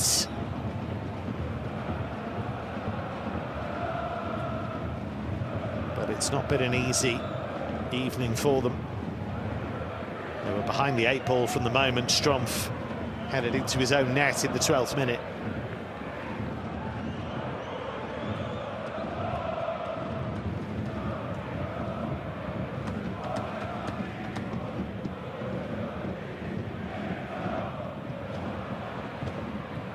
Deals with it well, under pressure from Nati.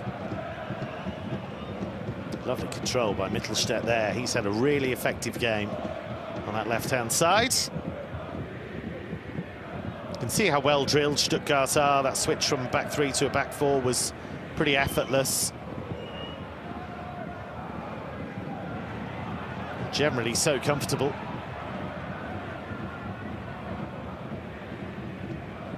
They are operating with the big squad this season. I think they were burned by the fact that they underperformed in the Champions League, and even though the season ended in DFB-Pokal glory, they felt they could have done better in Europe's top competition if they'd had a deeper squad. Of course, they've had the experience of that Champions League run. It's made the group stronger,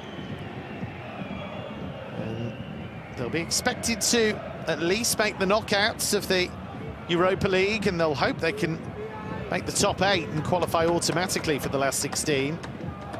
That would give them a couple of games off.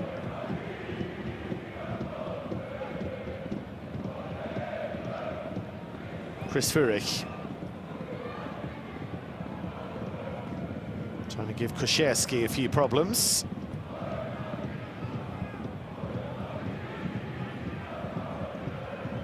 Just had a couple of sloppy moments. Stuttgart. It's difficult to keep your concentration when you're this dominant.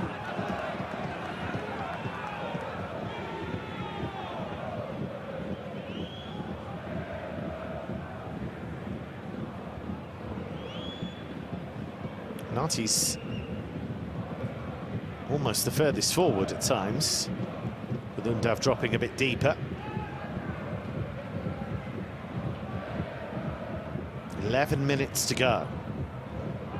Skip it away by Sissoko. That's nicely left by Undav, always so full of imagination.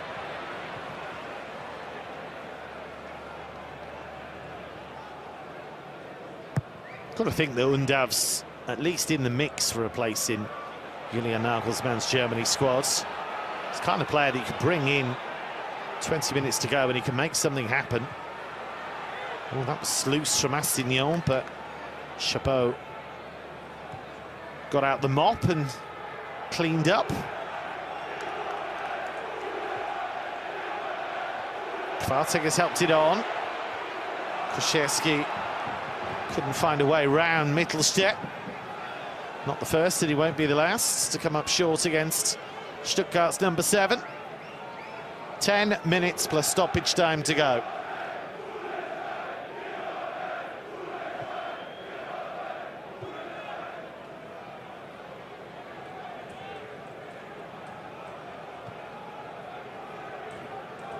Time the enemy for Bochum.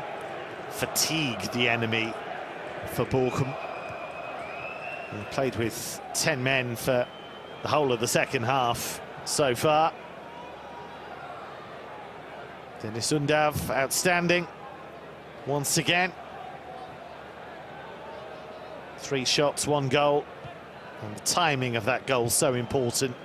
so early in the second half, it just killed any momentum Bochum wanted to build up with that double substitution they made. And towards Assignon, headed away. Kwarteng took a risk. Nati! Well, what a story that would have been for Nicolas Nati. Player who's never scored in the DFB-Pokal, he's never scored in the Bundesliga either.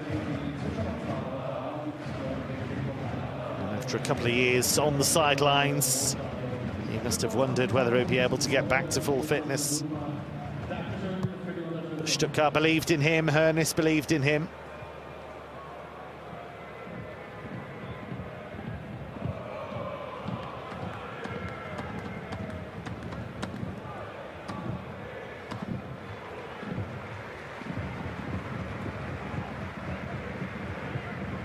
Vinjelch finding Undav.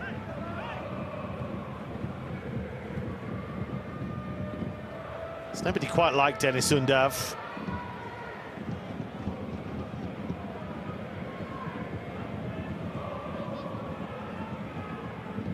By his own admission, he was dropped as a youngster by Werder Bremen because he was too short and didn't perhaps have the classic athletic physique that Werder were looking for.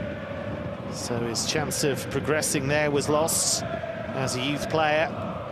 He ended up working his way up the divisions. That's a lovely ball through. It just got away from Führig at the vital time. Ended up playing for clubs like Meppen in the lower leagues. Undav, he was picked up by Brighton eventually, after a spell in Belgium. And since he's come to Stuttgart, he's gone from strength to strength.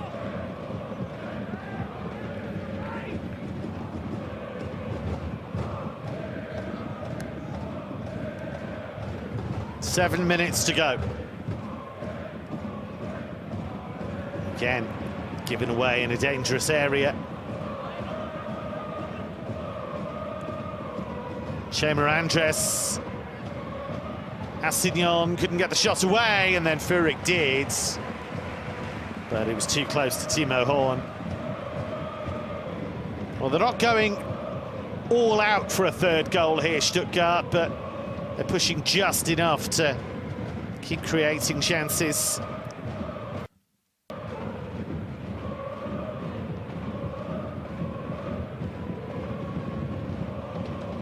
Bochum, I have to say, look out on their feet. They've had to work so very hard. And that run of one win in 12 competitive meetings is going to be extended to one win in the last 13, unless something dramatic happens. Undav.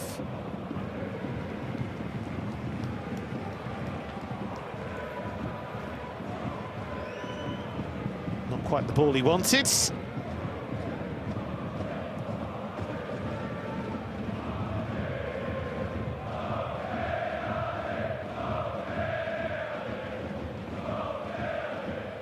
Nobody is going to want to draw Stuttgart in the quarterfinals. Team looking for back-to-back DFB-Pokal trophies. Something that has been done before.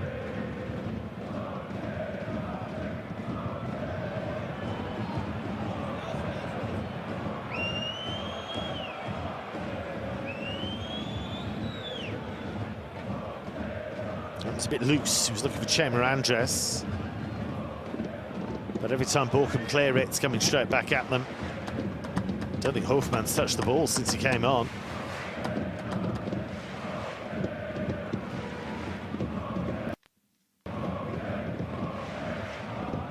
Führig.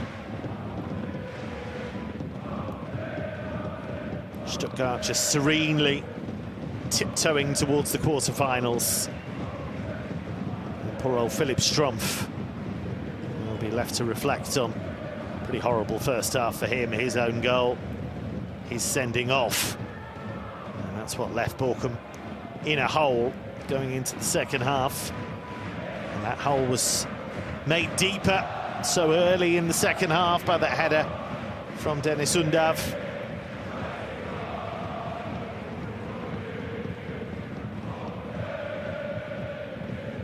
It's a Stuttgart club that hasn't had things all their own way since they won the league in 2007, relegated twice since then, which is a really big deal for a club of their size. But they've steadily built the club back up.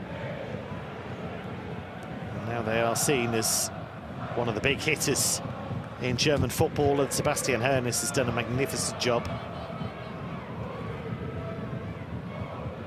Uwe Rösler knows his season won't be defined by this. It'll be about what they do in the league. Kvarteng.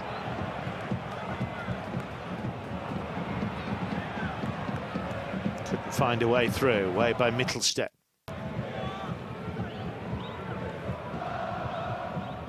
Three minutes of normal time to go. The referee, I think he's going to give the free kick for that foul by Sissoko. He just gave Chema Andres a bit of a calling card.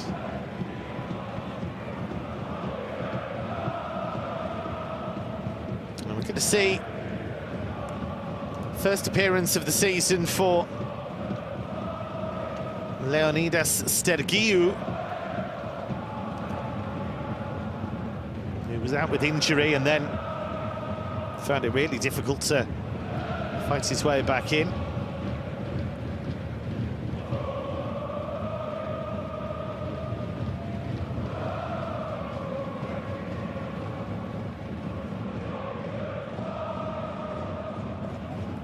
Furyk. It's a delicate cross. Karatsor couldn't quite grow enough. He doesn't get many goals. That's a Can Karatsor, but he did score against Mainz in round 2.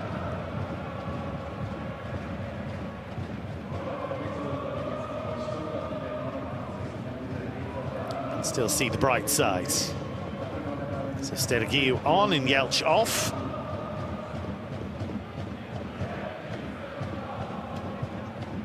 Plays his international football for Switzerland. Leonidas Stergiou, he'd be hoping to get a regular first team run, but he might have a decision to make when we get to January, because if he doesn't have a prospect of playing much more, then he may have to make that move to have a chance of making the Swiss squad for the World Cup finals. There are a fair few players who are going to have to make that calculation ahead of next month.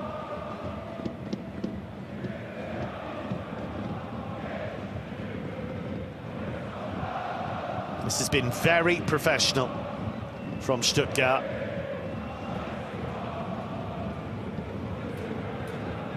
Played with an ease and quality that has kept Bochum very much at bay in this second half.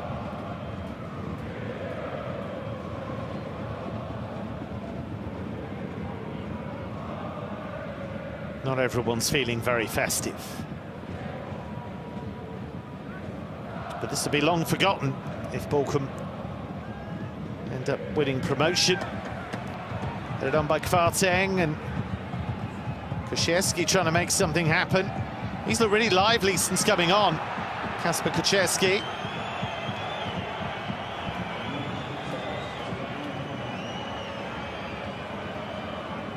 Free kick given against Bochum though, and 3 minutes of additional time.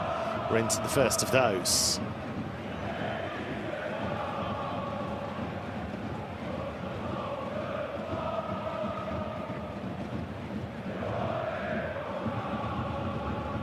Assignon. Buonanni. No way through. Assignon's got a problem here.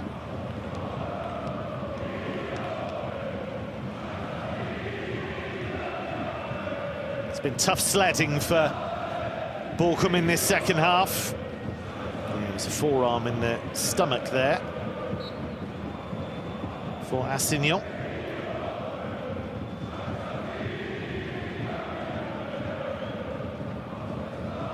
We'll take some positives from this. They've hung in there with 10 men. Only conceded the one additional goal in this second half. And Sebastian Hoeneß's very impressive DFB-Pokal record is going to be further enhanced. Going into tonight, he'd won 15 of 19 ties in the competition, including a run of 11 wins in his last 12. Well, that's going to be 16 out of 20 now. And that is some going.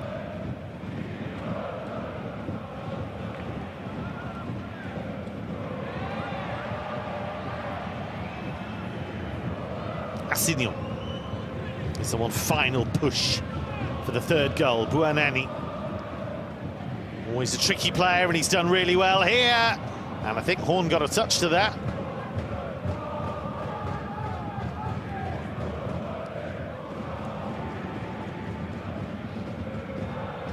Furyk racing onto it, and that's a corner.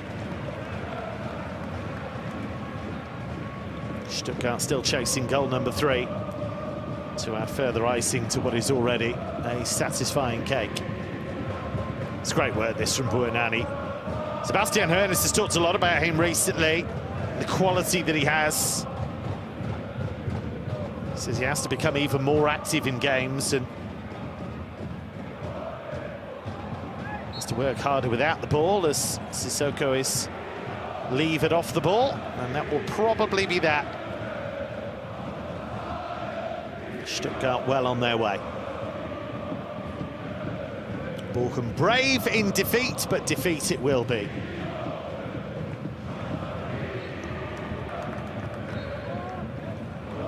The holders go through to the quarterfinals with a minimum of fuss. In front from the 12th minute onwards, when Philipp Strumpf scored an own goal. Strumpf was sent off at the stroke of half-time, and the man he fouled, Dennis Undav, made it 2-0 just after half-time, and Stuttgart go through by 2-0. So the holders, for the 4th season running, are through to the quarterfinals of this competition. Undav once again on target.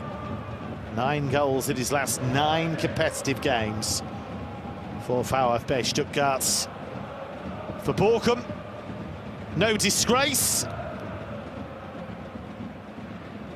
But the moments they did have in the first half, they couldn't really take advantage of, and Fabian Bredlow wasn't overly extended in the Stuttgart goal.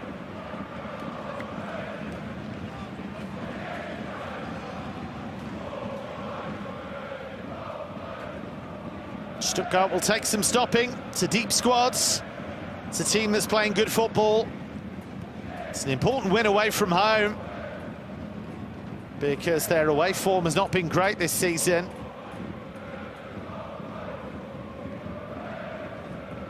But nobody is going to want to take on Stuttgart, especially in Stuttgart, when that quarter-final draw is made. 2 wins away now from a return to Berlin.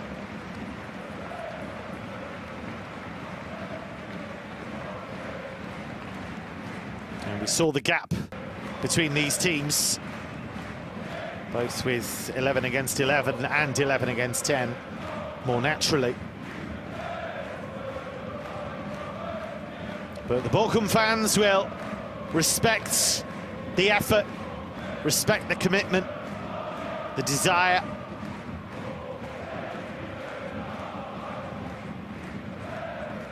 They will hope that the team's recent improvement in the league can continue and that they can get themselves back into the race for promotion spots.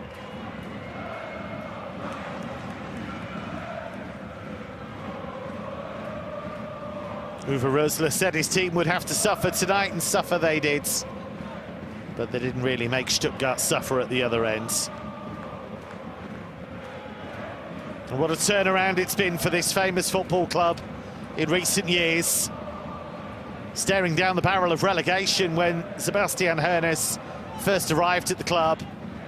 But now they have a mix of youth and experience. And they are a team that's in the mix for trophies, both at home and abroad. Pretty good fun being a Stuttgart fan right now. Days of scrabbling around for their Bundesliga status, they hope, long behind them.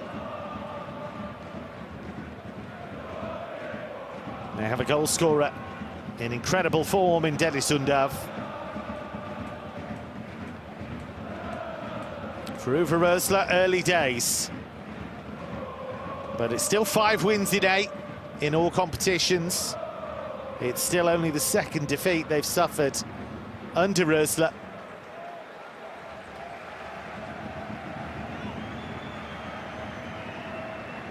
As the Ultras have their say. I'm sure they'll recognise the willingness to compete, if perhaps not the quality to compete, with a team like Stuttgart right now.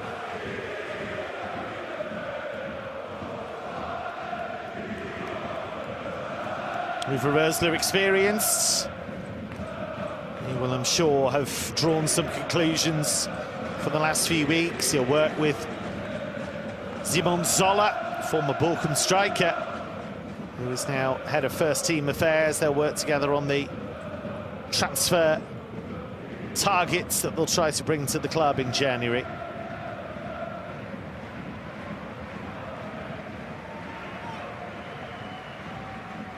Stuttgart still in 3 different competitions: the Bundesliga, in the Pokal still, and in the Europa League. And even though they didn't make the best of starts to the Europa League, they've found momentum of late.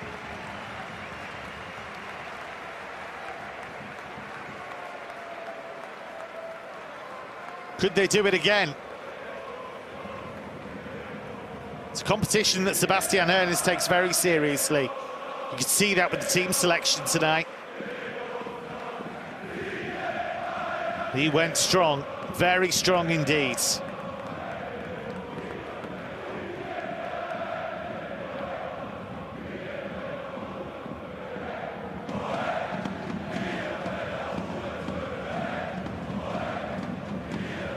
That's terrific to see. Everyone staying to send a message to those players that they respect what they achieved tonight in terms of never giving up, not collapsing with 10 men, which would have been easy to do.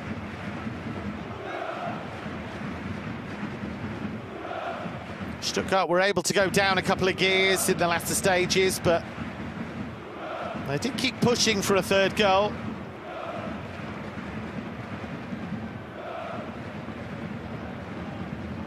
Another terrific night for Dennis Undav, who just gets better and better and better. A late developer, a late bloomer, but my, how he has blossomed in recent years in a Stuttgart jersey.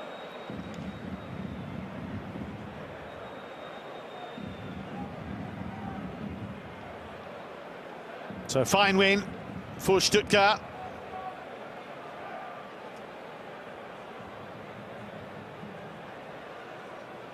Hoping for a jersey.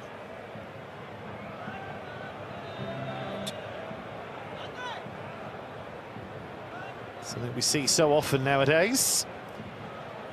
Well, if we look at the statistics, don't be fooled by the fact Bochum had more shots, because the truth is Stuttgart were in control of this game. 70% of possession, 57% of the challenges won.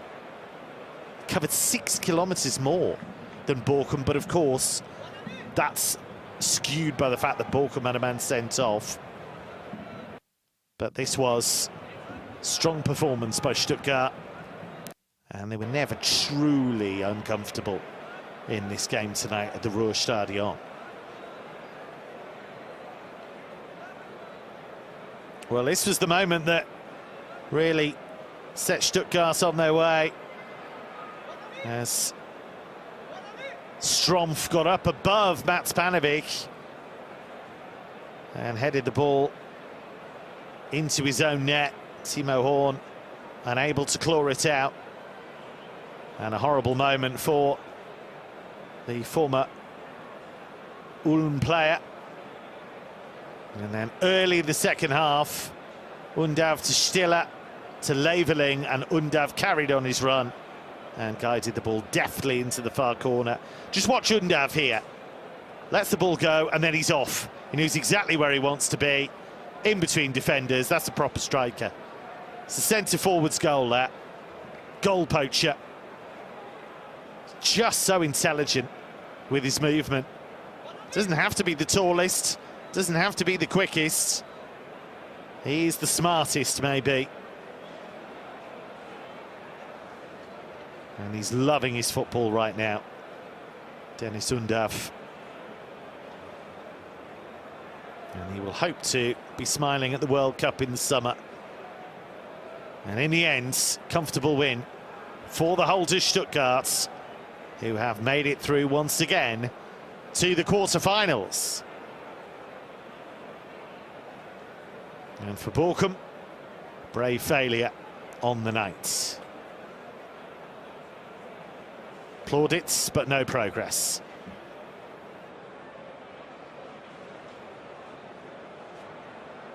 So it is Stuttgart who go through.